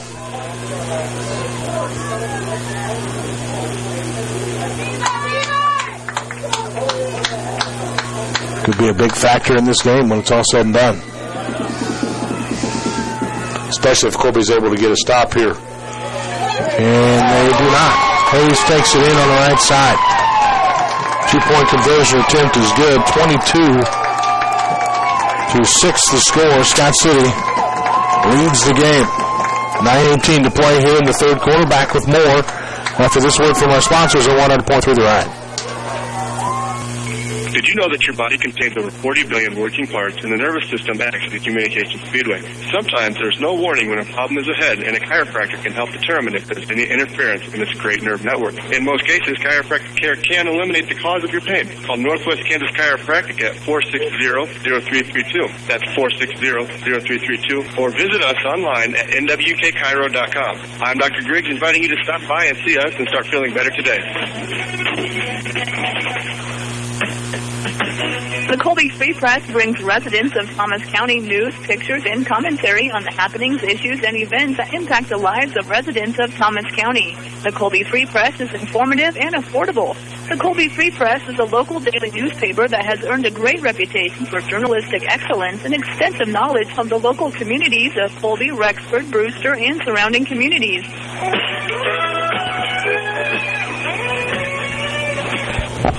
This month, Colby Dodge is celebrating Ram. No, I need it back now. Right now. Turn the commercial off. Discounts up to $4,000 on select new Jeeps. Right.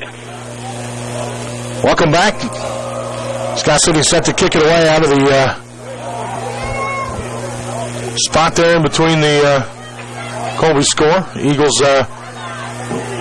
kind of faked the reverse from the backfield that time with Stapp and Rosales. Rosales keeps it on the right side and returns it up to the Colby 25, 26-yard line. We'll see where they spot it. That's where the Eagles will Take it over 1st and 10. We'll be up to 26. Key offensive possession here for Colby after Scott City took the opening drive of the second half and was able to march it down the field and get the score. So, key offensive possession here for Colby. Diamond formation. Handoff's going to go up the middle. And the Eagle player tripped up in the backfield that time. Looked like Bowie maybe on the carry. It just looked like he got his feet cut out from underneath him. Tripped up there about the line of scrimmage. No gain on the play. 2nd down and 10. Colby maybe going to pick the pace up here a little bit in the second half. They're already to the line of scrimmage. And that's what they had success with at the end of the second quarter there. Snap in motion. Shippers gets the snap. Going to keep it himself. Had a hole initially, but it was closed quickly by the secondary group there of Scott City coming up and filling in the linebacker spot. And Shippers with a minimal gain on the play, but it did look like Parker Vogelmore got a little shaken up on the play. Just trying to run a little trap play off the left side of the Colby offensive line with the quarterback, and Scott City was able to get some penetration. Shippers out of the pistol. 3rd down and 11 as they lost a yard on that last play. Jordan gets the snap, rolls to his right side, fires deep down the field, has a man, and it is incomplete, intended for Calvin Stapp, who had a step initially on the receiver. Good recovery that time defensively by Marshall Farrow. Kind of got a hand in there at the end, and Stapp not quite able to pull it in. Pretty good throw, really, by Shippers, too. Good ball by Shippers, and it was just a foot race between Stapp and Farrow down that Colby sideline. I think he gets another yard on that one, and Stapp with his speed able to get away from Farrow. Shippers had been able to get quite a bit of time to throw there as he was rolling to his right. Yeah. Slavens. You were right, Coach. No hesitation. Punts that one away quickly. And a good result. Bounces up to 40 and takes a good Colby kick across the 30 and down to the 28 of Scott City. So the Beavers got a ways to go here on this second possession of the half, but Colby defense is going to have to get fired back up here. They are. They came out the second half, and in my opinion, it felt like, or looked like they were a little bit on the flat side as far as being just down 14-6 to start the third quarter. You thought they were down 24-0 just with the lack of enthusiasm and coming out flat. So we were ready to do here on this second possession. Scott City with 2 receivers left side. Double tight end, just a tight bunch here, and a quick pitch on the right side. Not a lot of running room here for Wyatt Hayes, but he does pick up 4.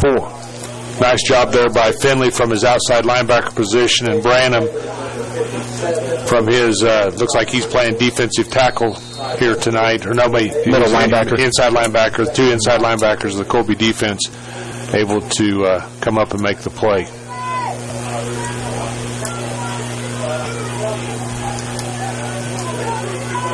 Eagles going with 5 down linemen. This time, Scott City going to hand it off on the left side, and Rosales with a great job of tackling Hunter Yeager. Nice job there by the Colby defense. They just walked up their outside linebackers to make it look like basically a 6-man front, and Scott City was trying to run to the wide side of the field towards the Colby sideline, and Rosales did a nice job of getting upfield and stringing the play out to the Colby sideline for a loss of about 3 on the play. Yeah, strung it out and then got a hold and finished the tackle as well. Make the tackle, yeah. Big play here for Colby's defense. They need to stop. And they can get Scott City to punt one away here.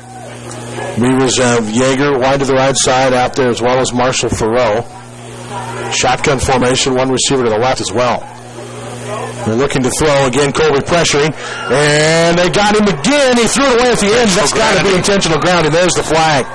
Nice job there by Slavens and Britt, and it's like Rowdy Farr and Finley, a whole host of Eagles there putting pressure on the quarterback. Boy, they make it off. Look, he's outside the tackle box. They're saying he was down. Down, okay. He was down. I was going to say, he's definitely outside the tackle box, but that ball was nowhere near the line of scrimmage. That's big defensive play for Colby. We'll take the sack for sure. So 4th down and forever, and now a punting situation. The Eagles have Stapp standing at the Eagle 48-yard line. The punts have not been good, really, for Scott City in the game tonight. And he gets this one up. It's a high kick. Stapp But it's short, and then it takes a bounce back. It's still rolling backwards. That one, net of about 8-yard punt. Yeah, it landed about 18 down the field and then took a huge Colby bounce backward. And they're kind of going with these high punts and not trying to get any return, but there's no distance on them. And then you get that kind of landing. Yeah. Had a lot of backspin on that. Oh, man. Colby has excellent field position here to start the second possession of the second half. Shippers gets the snap. Quick pitch on the right side to Rosales, who throws it down the field, and the catch is made. Shy of the end zone. 2 yards lines. That time where Stapp is driven out of bounds. A little trickery that at the time. The pitch, and then Rosales, who is the backup quarterback, throws it down the field on the completion to Stapp, and again out of bounds inside the 5. First and goal for Colby. Big play there for the Colby offense. Colby's got the ball down inside the 5-yard line now. First and goal from about the 3. No free flicker. Little halfback pass. Yep, Shippers gets the snap. Hands it off. This is a touchdown run by Hagen Bowie. Untouched into the end zone. Nice run, nice execution by the Colby offensive line for that little dive off the right side for the Colby Eagle touchdown. So Colby answers Scott City's score as the Eagles get it into the end zone with 5:46 to go here in the third quarter. And now this 2-point conversion attempt becomes a big one again here. Makes it either a 1-score game or a 2-score game, depending upon the results of this possession. Eagles get the snap. Shippers fakes it to Bowie. Keeps it himself on the left side. Jordan has one man to beat. He can't quite get around the corner that time. Boy, you got to really give a lot of credit that time to Kevin Serrano of Scott City making that stop on Shippers, because he gets away from that when he's got to 2. And not only is Shippers fast, but he's a fairly strong runner. And like I said, nice play by that Scott City defender there. Big defensive stop for Scott City. 10-point ball game versus a 1-score ball game if Colby would have converted the 2-point conversion. 22-12, Colby down by 10. 5:46 to go here in the third quarter of play tonight. And what's been a fun football game. Both teams, you can see, are pretty confident right now in what they're doing offensively. Colby was able to take a nice advantage of the poor punt there that Scott City had, and started off with that halfback pass and got the ball down to the 2-yard line. And so, it's one of those things where you'd like to see Colby come out and play with a little bit more enthusiasm and whatnot, because they've got themselves back into the ball game, 2 scores out, and not just do a good job of covering the kickoff and come out and play some fired up, inspired defense and get the ball back and go in for another score. Pratt leading Holcomb at half tonight, 42-7. Goodland leading Russell at half tonight, 14-6. Here's the Eagle kickoff, and they go with a squib up the middle here, bouncing and bouncing. This is on the ground a long time, and Scott City finally falls on it at about the 28. So really not a bad one there for Colby. And Scott City will take over starting this drive on their own 28-yard line. They're going to start off in better field position here for the defense than they did the previous one when they kicked it out of bounds. They started on the 35, and now they're starting on the 24. So the little squib kick down the middle was a better net result for the Colby Eagle defense. Now we'll see if they can take advantage of it. Scott City will get set again. 2 receivers right, 1 to the left, or 2 to the left as well. They'll send a man in motion across the formation. The handoff's going to go up the middle, and the Eagles there immediately. Nowhere to go here for Hayes. Nice job there by Branham from his inside linebacker position. Scott City tried to run a little trap play to the right side, Colby's defensive left. Branham read that guard and was able to shoot the gap and make the tackle on the ball carrier for, we'll give it a 1-yard loss. Nice play there by Branham. 2nd and 11. Again, follow the guards in the Scott City offense. They are going to lead you to where the ball goes. Where the guards go, the ball goes. They pull a lot. 2 receivers to the left, 1 to the right for Scott City. Now 3 to the left, and they're going to look to pass again. The Eagles set up over the middle, and this is incomplete. They're looking for the tight end coming across the formation that time, and Parker Voldemort, and it's out in front of him. Good coverage by Branham on the play, and it'll bring up 3rd down. Nice drop there by the 2 linebackers, Branham and Finley, as well as Rosales and Stapp over there covering on the pass defense. So 3rd And about 11 to go. Big play here for Moore. If the Eagles can get a stop here, get good field position again and the chance to get it back to a one-possession game. One receiver to each side for Scott City. They'll send a man in motion across the formation. Back to pass is Gooden.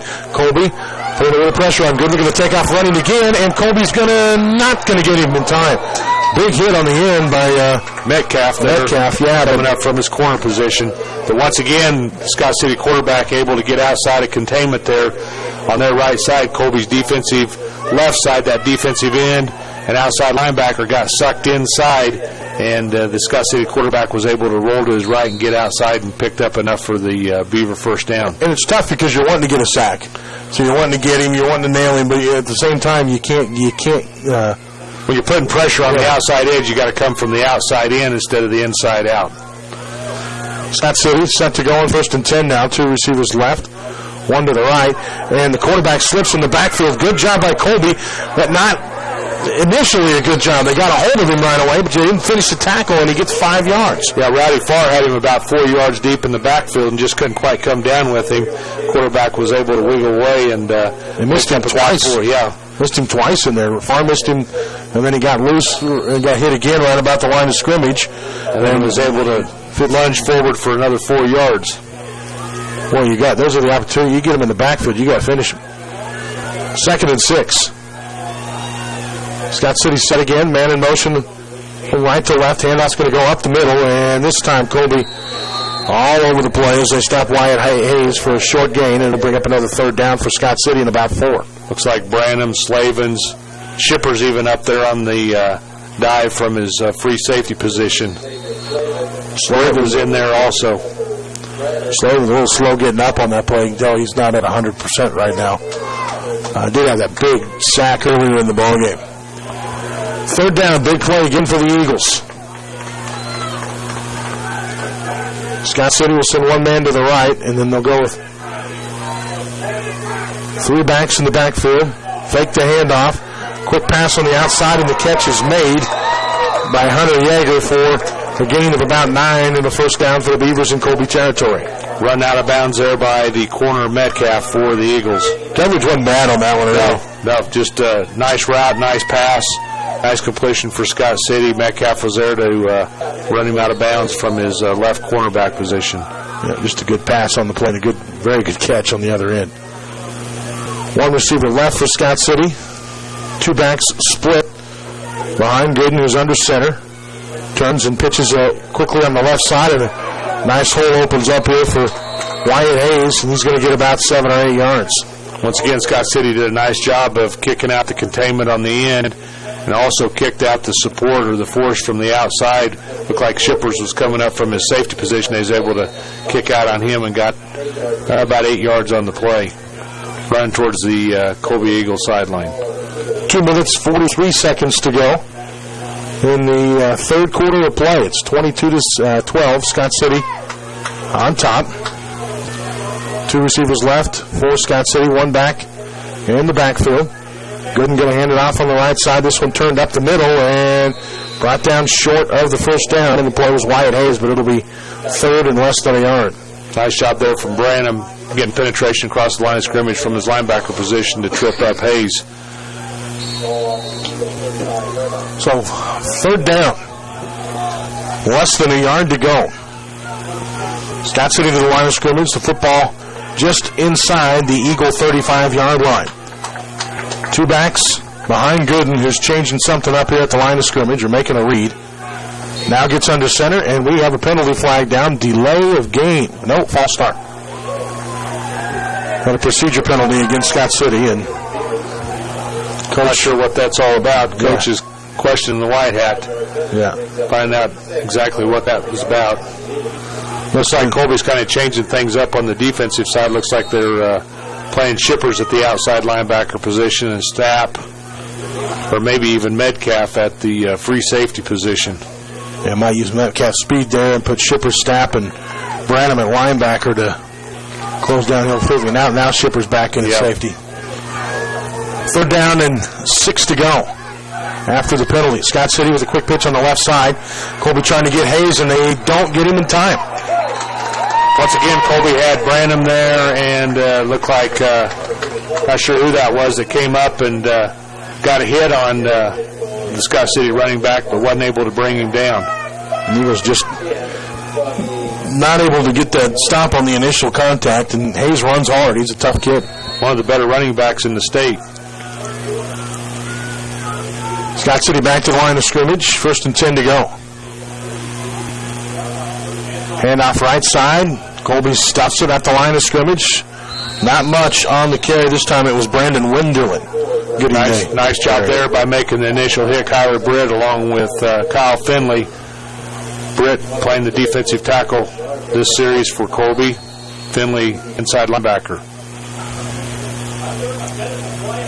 The Eagles wait again on the 2nd down and 9.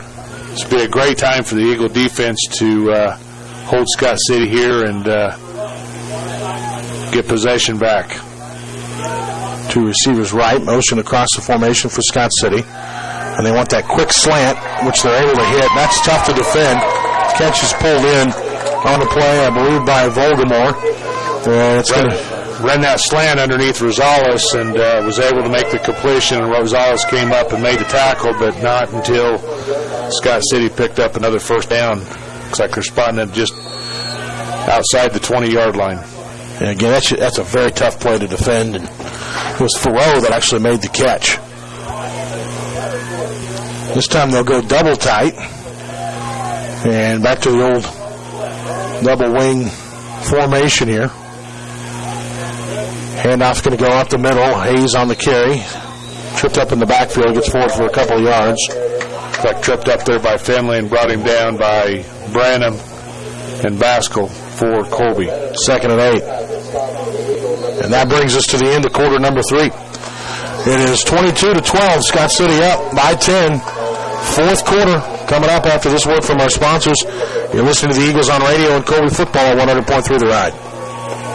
This time of the year can get a little stressful on your finances. If you're in the need for any type of loan, come in and talk to their local grown loan officer at the People's State Bank. They live in this area, so they know this area. They pride themselves on getting you the fastest response possible. Since most of them have been in business or have come off the farm, they really do know the local ag economy. They want to take this time and thank you for your patronage at the People's State Bank, with locations in Colby, Oakley, Hoxie, Goodland, and McDonald. The People's State Bank, member FDIC. Quality workmanship and experience are just 2 of the things you will find when working with Stevens Construction for all your agricultural, commercial, and residential construction needs.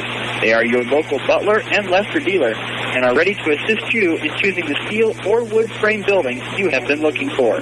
They also specialize in overhead door sales and service. Stevens Construction has been in the business for over 40 years, so stop by today and see them on South Country Club Drive in Colby. Now back to more of the Eagles on Radio on 100.3 The Ride. Welcome back. It is 22-12. Scott City leads Colby. We start the 4th quarter. Scott City has a 2nd down and 8 to go at their 18-yard line. Beavers will hand it off on the right side, and again, Hayes hit in the backfield immediately, but he breaks tackles and picks up close to the 1st down. That's 8 yards after contact on the play, and that is what Colby's going to have to stop in these games. 3rd and 1. Looks like Britt in on the stop there again for Colby. But like you said, we need to drop him initial point of contact. Scott City on 3rd and short, and this will be Hayes again, breaking tackles, and Hayes inside the 5-yard line, and they'll spot him down at about the 2 or 3. Looks like Baskell there tripping him up about the 2 or 3. Shippers in there, made the initial hit about 2 yards downfield and is able to pick up another extra 3 before Baskell tripped him up. And Scott City going to go to a quick offense here, but they got moving too quickly. The left guard actually jumped off sides there. Scott City were trying to get into the end zone quickly. They had a 1st and goal from the 2, and now they'll move them back 5 yards as the guard jumped ahead of that. Which really, and the guard's into things, is a bad situation because on a play like that, you're going on movement. He's going to goose the center to get the snap.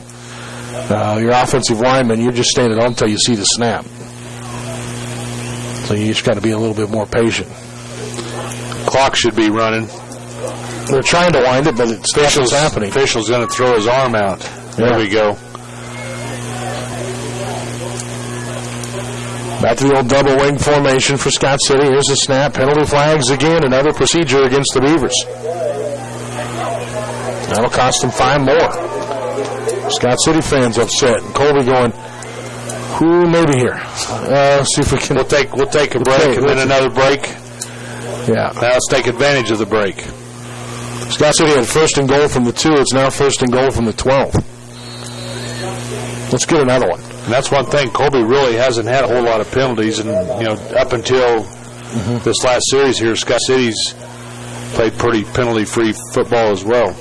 I play like 2 6-0 teams. Yeah, not a lot of mistakes by either one, but a game like this, they become magnified. Beavers with the football. Here's a handoff on the left side. Wenderlin on the carry, nowhere. Colby stuffs it for no gain. Actually, that was Wyatt Hayes on the carry. Nice job there by Slavens and Branham, Finley, Baskell, Shippers. When Colby swarms to the football and gets guys to the initial point of attack and are able to wrap up when they make that initial point of attack. And that's the key. It's that first guy wrapping up. Wrapping up, getting your head in front, keep your legs going. Just a fundamental football. Even if you go for a little ride. Double wing set for Scott City again. Gooden throws over the middle, and it's wide open. Man kind of got through there in the middle of the Colby defense, and it's caught for a touchdown by Hunter Yeager from 12 yards out. Scott City just had the corners occupied by the wide receivers. Had another guy that Shippers was covering over the top, and then was able to run the fourth receiver right down the middle over the top of the linebacker for the completion. And Scott City will get set for an extra point opportunity here.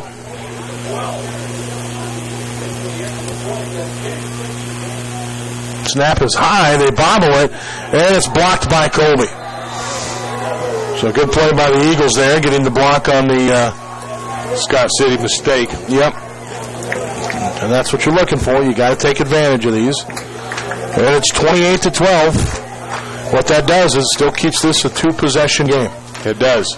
We were 2 possessions before the score, and now we're 2 possessions after the score. So we just got to get something going offensively here this next possession. So a big break for Colby, taking advantage of the bad snap and the missed hold, and then getting in there by the time they got it down. Colby had 3 guys standing there. And not giving up on it. Yeah. A lot of teams would just give up on it, and Scott City would have potentially been able to run it in for the 2-point conversion, but instead Colby stuck with it and was able to have success on that defensive point after attempt. So now if you're Colby, you're looking for score, stop, score. It's that simple, right? Yeah. Now you just got to go out and do it, right? Exactly. And Colby's capable of doing it. Definitely. They've shown that throughout the game tonight. On the offensive side of the ball, they can put together a drive, move it down the field, score, get their defense back out on the field, 3 plays and out, and get their offense back on the field and score again. Colby's capable of doing it, but it's just a matter of getting it done. You look at it, Colby scored on 2 of their last 3 offensive possessions in this football game tonight. So very capable of getting it done. Unfortunately, Scott City's had a couple of marathon offensive drives that are clock eaters. Beavers to kick it away. End over end kick, a deep one. And this one caught by Rosales at the 6. Hands it off to Stapp. Calvin around the left side, and Calvin down the sideline. Calvin cutting it back up the middle. Calvin at the 40, and finally brought down at the 47-yard line. With Colby, a tremendous return and a good job of tightrope walking there on the sideline by Calvin Stapp. Nice job there by the Colby kickoff return team. Scott City knew exactly where the ball was going because I think they had 11 guys on the Colby sideline there trying to corral Stapp, and Stapp did a nice job of, like you said, weaving his way in and out, and picked up a nice gain on the play. Look at Stapp wide on left side, wide on the right side as the snap goes to Shippers. Jordan breaking tackles up the middle, across midfield and down to the 46-yard line of Scott City. A nice 15-yard gain on first down. Just a quick dive right up the middle with Shippers. Well, they've got Sapp on an island here on the outside with Marshall Thoreau, which may be something Colby will have a chance to take advantage of in the game. I know earlier there in the third quarter they tried to throw that deep one down along Colby's sideline, and it was a foot race between Stapp and Farad. Stapp goes into motion. Shippers gets the snap, hands it off to Bowie. He's hit immediately. Hasn't been the best.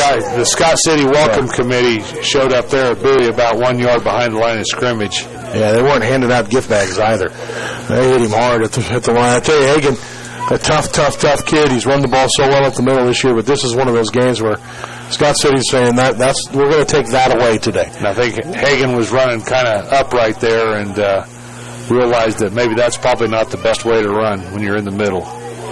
Hagan and the wing back to the left.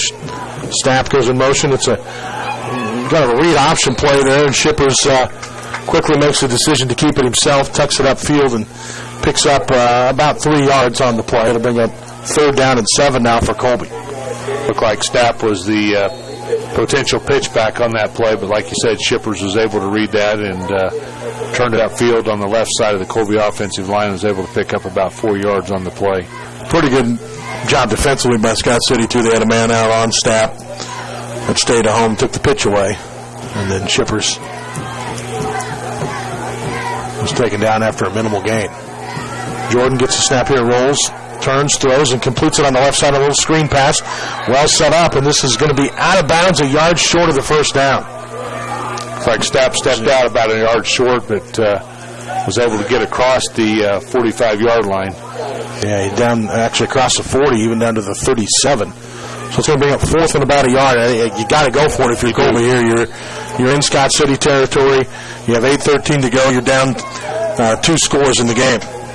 Mason Wright split wide to the left side along with Stapp. We've got one back in the backfield with Shippers. Stapp in motion.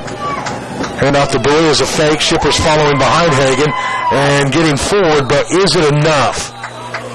Is it enough? That's the question. It's going to be very close here by the way they're spotting it. And they're going to bring the chains out. And this is a big one for Colby. It looks like it may be a little shorter right on it if he got it. It looked like in that second effort, Shippers had got enough, but with the spot, maybe not. Looks like they got it. Oh, boy, they're on their knees looking at this. That is how close this is. Like, do you get an index card out and try to slide it in there? When was that? Yeah, that has happened, yes. Yeah. I mean, they are on their knees. They're still looking at it. He is laying on the ground, the white hat, looking at this. I've never seen this. And he gave it to Scott City. Oh, boy, there's going to be some Colby folks that are absolutely furious. I have never seen that in my life. And either way, it would have gone. I mean, someone's going to be upset about it. But, I mean, when you're talking he probably had to pull a blade of grass out instead of using an index card and check that. But, dimple on the football short. Yeah. I tell you, I have never seen him to take that long for a measurement. Yeah. And if he would have had his cell phone down there, he could have taken a picture and then justified his decision off that picture, you think? Something like that. I'd love to see a camera on that one. Here's a penalty flag coming down as Colby gets a nice play on Scott City on the first play from scrimmage after the turnover on downs. Yeah. I've seen some close ones, but nothing that close. That's been examined like that, yeah. And here's the deal. If that's in Colby, it's probably a first down. If that's in Goodland, it's a first down. If that's in, you would hope to not think that, but when it's that close, it could go either way. And you got to go through the home crowd to get out of here. Yeah. And I'm not saying that as because good job of officiating. Right. I trying to make sure you get it right. I mean, he's laying on the ground. And he took 2 or 3 looks at it too. And, so. Yeah. You always keep wanting to go to the other officials like, help me. The penalty was on Scott City. It was a hold that was deep in the backfield, so it brings up a 1st and 24. after they marked the penalty off. So Colby gets a break there. Scott City going to throw 3 receivers to the left, 1 to the right. And they throw a little quick screen on the outside. And this is going to be a big play for Scott City. Was pulled down by Wyatt Hayes. And again, Colby able to really get their mitts on him. And Hayes then takes off down the sideline. And we'll see where they spotted it out of bounds at the 35. So it's 2nd and 11 after the Shippers came up from his free safety position to run him out of bounds. 13-yard gain on first down. Again, on the screen, again, we had a shot at him, and just right when he caught it, bring him down. 1 receiver to the right side. And a whistle and penalty flags again here before the snap of the football. This may tell you what, penalties have really killed Scott City. I mean, it's not that they're hurting by any means on the scoreboard, but they've definitely had some penalty issues here this second half, which is very uncharacteristic of Scott City teams. Jim Turner, their head coach, I guarantee you is going to have some discussions regarding this on film day Monday, and then and a lot of them have been the procedure calls. You know, just not sitting in there, not getting lined up right, and you'd think that week 6 of the season or week 7 of the season, you'd have a lot of those mistakes ironed out. Yeah, usually when you get to this point in the season, you'll see a hold or an aggression type penalty more than you'll see a mental mistake. And here's another one thrown by Scott City. Oh, Scott City. They got a timeout prior to it. Coach Turner saw it, and they're just not lined up correctly. Right. Yeah. We don't have enough guys on the line of scrimmage, or they're moving. Yeah. And Coach Turner is not going to wait till film session on Monday. Yeah. He's going to have a discussion right now. Yeah. And the timeout avoided the penalty. It came prior to the penalty. And now he wants to go get an explanation from the officials as to what they're seeing that he needs to be aware of. Which he's got to know what it is, because he called the timeout before the penalty. So it's not necessarily all that either, you know. Maybe he's going... Although I think he's talking more to the officials than he is his team, so maybe he called the timeout to re-emphasize something to the officials. Sure. Maybe he's saying thank you for that 4th down chain vision. We got the video, of course, that we have online, and you can, if you go to our Facebook page at NWKS Radio, you can find it streaming right now, or you can go to our YouTube page and just go to YouTube and search Colby at Scott City Football and find it. But I'll go back and find that play and watch it again. 2 receivers to the left, 1 to the right, and it's a quick wide receiver screen set up by Scott City, caught on the outside, and stop made on Hunter Yeager at the 40-yard line. It brings up 3rd down and about 6 for the Beavers. Stop made by Baskell and Shippers for Colby. Pratt beats Holcomb tonight, 51-15, the final score of that ball game this evening. Holcomb. It appears that Pratt will probably win their district and be playing the number 4 team in this district. And looks like Holcomb will drop maybe to that 4 spot and play probably the winner of this game. Scott City, again, they're looking to throw, but Gooden going to take off once again. And again, he's breaking tackles. Gooden down the sideline at the 30, the 20, and Shippers able to run him down at about the 21-yard line. Once again, missed tackles by the Eagle defense. Makes the Scott City running back look like an all-star. Beloit holds on to beat Concordia tonight 16-6 in that game, which means Concordia is probably going to fall to the 4 spot and get Pratt next in 2 weeks. Of course, still games to go next week in all this. Scott City set here, 1 receiver to each side. Gooden under center. Long snap count here, gets it, pitches quickly on the left side, and this is again on the carry. This is Wyatt Hayes, and again Colby on the play. Colby gets him about a dozen times, but he can't bring him down, and Hayes breaks frees and scores, but the penalty flag down, and this is in the area of holding. And that is exactly what it is.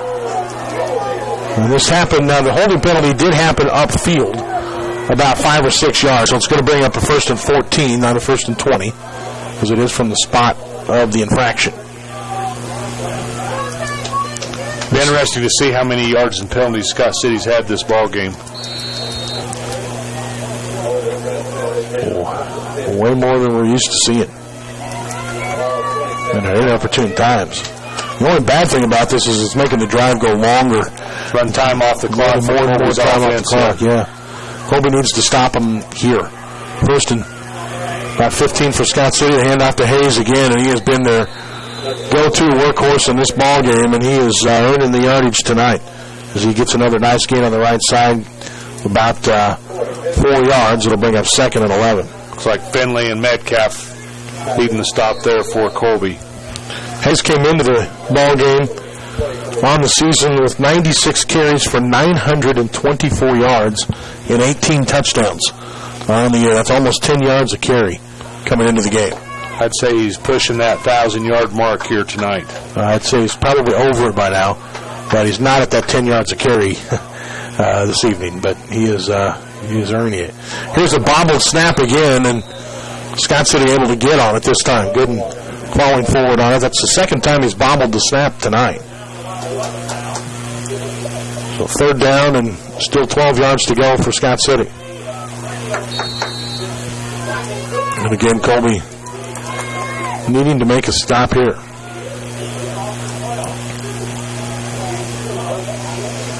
Like you said, valuable times running off the clock for the Colby offense.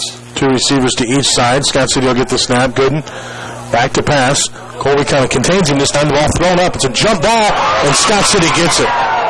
Rosales was there for Colby, and behind him, Marshall Farrow just coming down with the ball, landing on his back and the ball on his chest for the Beaver touchdown. That comes from a 23-yard pass and catch and a dagger here for Scott City. Colby's got their work cut out for him now.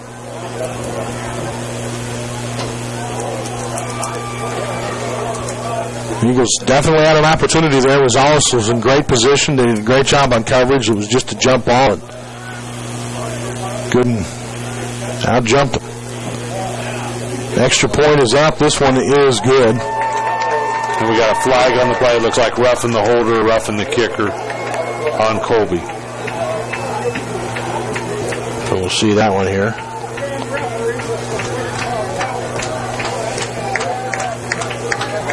It'll be assessed on the kickoff. Yeah. 35 to 12. 12 is the score. Scott City on top. We'll take a break. Back with more in just a minute.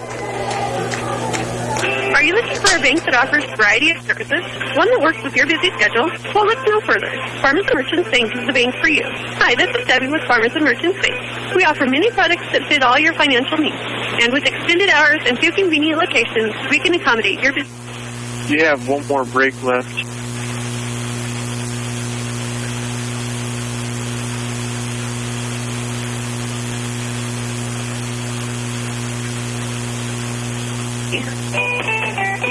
Here at McKee Incorporated, we're proud to offer service you can trust, along with Lennox products that can help keep you comfortable and save you money.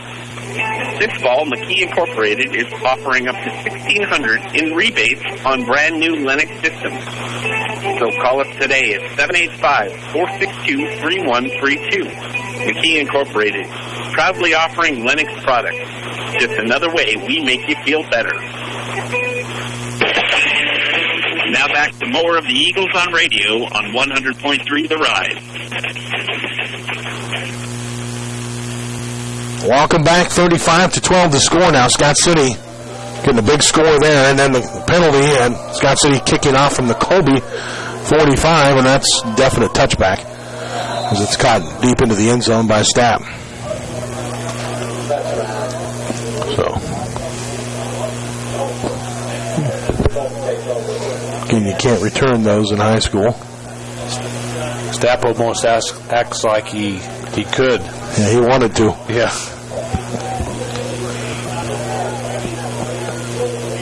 So the Eagles will start this drive on their own 20-yard line. Down 3 scores now, so time to move quickly here for Colby. They do have all 3 timeouts remaining. 3 receivers to the right side, 1 to the left. Shippers Hands it off to Bowie. Bowie on the left side pounds his way through. Penalty flag thrown back and around the line of scrimmage there. And the Eagles, probably a hold on Colby. Yeah, as I say, Eagles who haven't been penalized very much in this game, although they're talking to the Colby captains here. It is on the Eagles.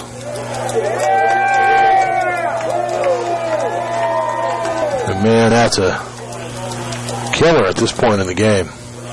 We had some penalties in the first half that were kind of costly, that cost a couple of drives, but have been, for the most part, penalty-free in the game. But again, now you got a hold from the original line of scrimmage. You got yourself in a 1st and 20 hole here.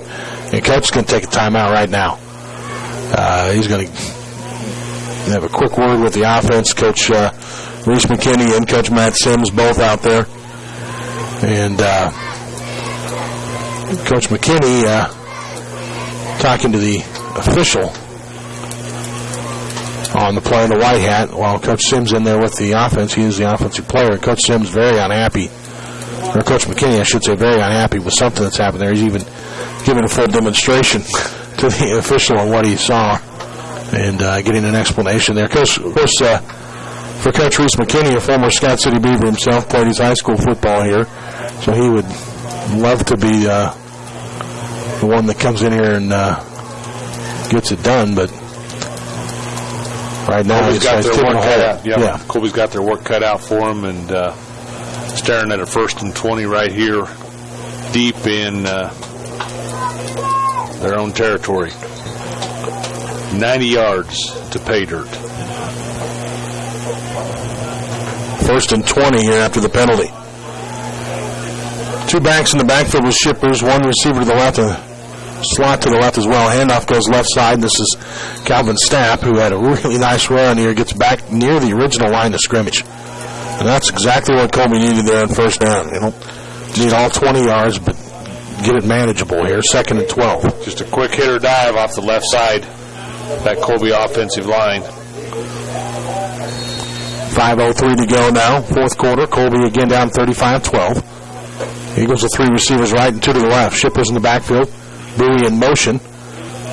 Lines up on that left side to help block. Shippers throws to the right side looking for Stapp, and they'll say incomplete. Calvin got his hands around it, but it kind of touched the ground at the same time he pulled it in, and the officials... A little bit underthrown there by Shippers. Yeah. Those are tough throws across the field. You know, you look at he's 2 yards down the field, but you've also thrown it 40 yards across the field just to get it there.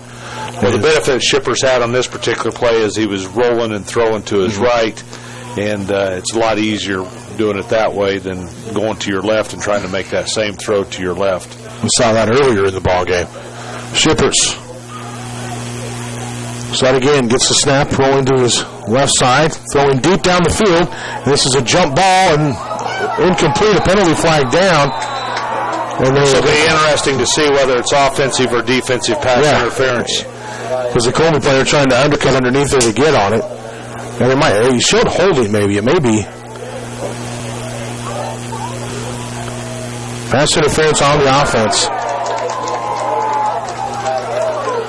Which backs Colby up. That's what I was kind of wondering. It almost looked like that the Colby receiver had the inside position or outside position, and the Scott City defender was on the inside, and the Colby player was trying to go for the underthrown ball and ended up running over the Scott City defender. And as I say, the remark on the penalty after saying, I think, gosh, wouldn't Scott City when you decline that because it's 4th and 12 deep in your own territory. You know you got to punt. They did decline it. They did decline it, yeah. The official was walking it off, and the white hat comes over and says, no. Slavens has time to wait again. This time it gets off a booming kick at midfield. Rolling down to the 40, down to the 39-yard line. Very good punt by Xavier Slavens for Colby. Had the good spin on the kick, and like I said, picked up about 12 to 15 yards on the roll. Been the opposite on that play. Slavens has had those kicks that have taken good Colby bounces, and Scott City's had the kicks that have taken good Colby bounces when they've punted tonight. The last punt from Scott City was a high kick. It looked pretty off his foot, but it went about 8 yards when it was all said and done. Yeah.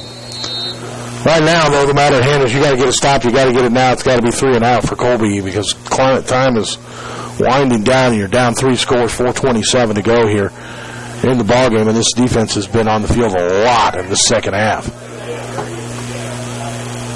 Double wing formation. Shipper showing blitz from the left side. And very well read play. He blew that one up, and then the quarterback Gooden sees he didn't know which way to go, and all he saw was 3 or 4 white jerseys there, led by Finley and Farr and Branham. Yeah, you look on the other side, you had Slavens and Shippers come bearing in, and Gooden turned around and said, I'm going to go the other way. And no, I'm just going to go down. And then it was like, well, I give. Yeah. You win this one. You haven't seen much of that out of the Scott City team, though. No, this is a good football team. Hunter Yeager wide to the right side, 2 receivers left. Gooden in the shotgun again. And the handoff to Wyatt Hayes. Again, Wyatt hit at the line of scrimmage. Again, Wyatt's got forward to the 46-yard line. Tripped up there by Stapp, brought down by Rosales. But once again, your defensive secondary making tackles 6, 7, 8 yards down the field is not a good sign for your defense. And the yak yardage tonight, I'd like to look at the yards before contact and then the yards after contact for Scott City, and their yak yards are just atrocious. 3rd down and 4 for Scott City. Handoff. Hayes dives forward, and they're going to get a good spot. It looked like he was short, but that spot is tremendous. And let's get the officials down here to lay down and look at it. Branham did a nice job of tripping the Scott City runner up, but like you said, I think Scott City benefited from that spot. Picked up a good yard on that. Yeah. I know he finished with the ball forward, but his knees were down well before that, and then he lunges out, and they gave him the yards anyway. 1st and 10, Scott City with the football shy of midfield. Handoff right side, Wonderland on the carry. He's hit and brought down, short gain, 2 yards. Nice wrap-up tackle there by Aiden Baskell from his outside linebacker position. He missed a couple early in the ball game, and then he's done a pretty good job since, and he's had a couple of nice open field tackles tonight as Aiden. And that's what's frustrating as a defensive player and as a defensive team and defensive coaches is you got players showing up at the point of attack, and they're getting there, but they're just not finishing the play. 2nd down, 8 to go. Scott City to throw, and Colby all over Gooden this time. They're going to hit him in the backfield for loss of about 5 or 6 yards. Initial hit there was by Bowie, and then finished off by, looks like, Slavin and I tell you, Farr. Good job on the defensive backfield that time, the secondary. Scott City's trying to catch Colby off guard and put a nail in the coffin. That was one of those things where you can chalk that up as a good coverage sack. Yep, nowhere to throw. And all you're thinking, if you're Colby right now, is they're going to run, and get this clock out in the game, and then Scott City comes out to throw and try to, again, like I said, just put a nail in the coffin, but Colby stayed at home, did a good job. Now they're going to throw on 3rd and long, and he's hit as he throws, and it's the 2nd pick of the game. This one is Calvin Stapp. Stapp down the sideline, trying to use his speed, cuts it back up the middle, penalty flags flying all over the place. It's going to be Colby football no matter what. We'll see where the spot is and who the flag is on. The flag is out near midfield. Nice pressure put on the quarterback there by Bowie. You got a block in the back on Colby. So that's going to move him back to about the, 36-yard line.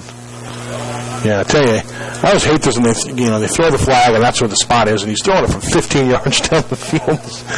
But there's no other way to do it with as many officials as you get in a high school game. It's not like the NFL where you got 14 guys out there. Minute 15 to go in the contest. Big play, though, for Colby. Great job by Calvin Stapp. And basically, we end up with the football about where we picked it off. Mm-hmm. Colby will start this drive on their own 42-yard line. Colby with one receiver to each side. Shippers gets set here in the pistol. Moving in the backfield with it. Jordan gonna run. Wants to get to the left edge, and it's a nice stiff arm and goes out of bounds for, it looks like maybe even a loss on the play. There's nowhere to go, and you got to get the clock stopped. Scott City came up and probably the two best players on both teams. We had Hayes trying to make the tackle on Shippers, and Shippers was able to stiff arm and get away from Hayes, but ran out of bounds, like you said, at the 40-yard line for a loss of 2 on the play. And nowhere to turn it up, nowhere to go. And again, so wasting time and taking the chance of getting brought down in bounds. You're smarter to just get it out, even if it is a little bit of a loss. Colby with a handoff on the right side this time again. Bowie on the carry. Penalty flag flying in deep down the field. The back judge showing his arm as he gets that flag up near the line of scrimmage, and this is against Scott City. It's like a face mask, personal foul. Yep, 15-yarder. Scott City fans who can think their team can do no wrong. They're very unhappy with that call. And it looked like you could see his head ripped out as he went down. In fact, I don't even think it was on the ball carrier. I think it was on one of the offensive linemen. It was actually away from the ball on the backside, but it was enough to you could see it. That kind of surprises me. You know, a lot of times those cheap fouls or cheap penalties come against the team that's losing, and that's one thing that's so far we've been able to see that Colby hasn't stooped to that level. Shippers rolling to his left side, throws, and it is caught for a short gain on the sideline here by the Eagles. Looks like Rosales making the catch. Picked up about 2 on the play. Actually, we're going to give him almost 4 the spot. We got a positive one there. That's a tough catch for Rosales, too. They're well defended by Scott City. In traffic, and tough throw by Shippers, once again rolling to his left and trying to throw to his left. Colby would love to get another score on the board here before the end of this one. Down to 46 seconds to go. 3 receivers bunched to the left. Stapp goes in motion that way as well. They'll pitch it to him, and then Calvin going to throw it back to Shippers on the right side. That's incomplete. It was a forward pass. I like the play call there. Jordan catches that one, and with his speed, it's... If Calvin could have let him a little bit and run underneath it. Then Shippers goes a long, long way. Doesn't stop till Garden City. 3rd down. Clock stops with the incompletion. 39.8 seconds to go in the game. Colby has they've thrown the kitchen sink twice tonight here. And let's see if they got another one. 3 receivers right, 1 left. Shippers back to pass. Fires it, looking underneath, and intended for Metcalf on the play, underthrown. And Jordan trying to be a little safe with that one as the defender coming from the backside. I think his primary receiver was Stapp, but Scott City had 2 guys over the top and 1 guy underneath, and they weren't letting Stapp get open on that. So we're down to 34 seconds to go in the game, and Colby down to a 4th and 7 situation here. 2 receivers to each side of the field. Shippers in the backfield. Bowie is in the wingback spot to the right side. Shippers rolling to the right.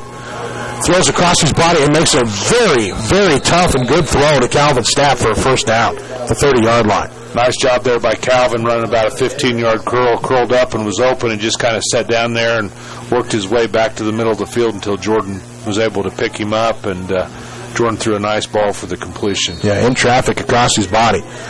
Colby ready to go. Clock running. 25 seconds left. Colby with 2 timeouts to go. Shippers looking down the field. And now this should have been a defensive pass interference on Scott City. There was contact when the ball was in the air on Mason Wright. Mason was the intended receiver. In fact, he was pushed to the ground, and then Scott City gets the interception. There's no call on the play, and that's going to end it, and that's unfortunate because Colby should have a first down on the play deep in Scott City territory in time to maybe get another score. Now, Scott City will take a knee and end this one, but that's unfortunate because Mason Wright was definitely interfered with on that play.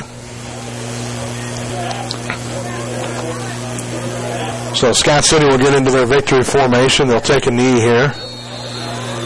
Colby will not take their timeouts. They're going to let this run out. Scott City wins at 35-12, 34-12.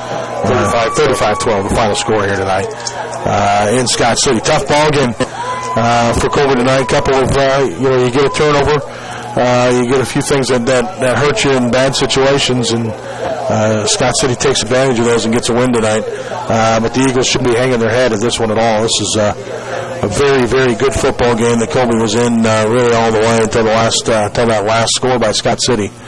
And the Eagles will have opportunity in the postseason and a chance for a couple of home games coming up. So we'll take a break, come back, get things started with our Farmers and Merchants Bank post-game show.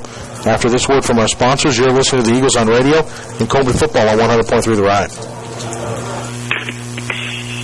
For one-stop shopping in Colby, Kansas, don't forget about Colby's Walmart. Walmart in Colby has a great selection of grocery items in the store. From meat to macaroni, they've got it in the grocery department of Walmart. And, of course, all the latest movies on DVD or Blu-ray, as well as your favorite PlayStation or Wii game. This break will be a little bit longer. All right, thanks, Mason. Yep.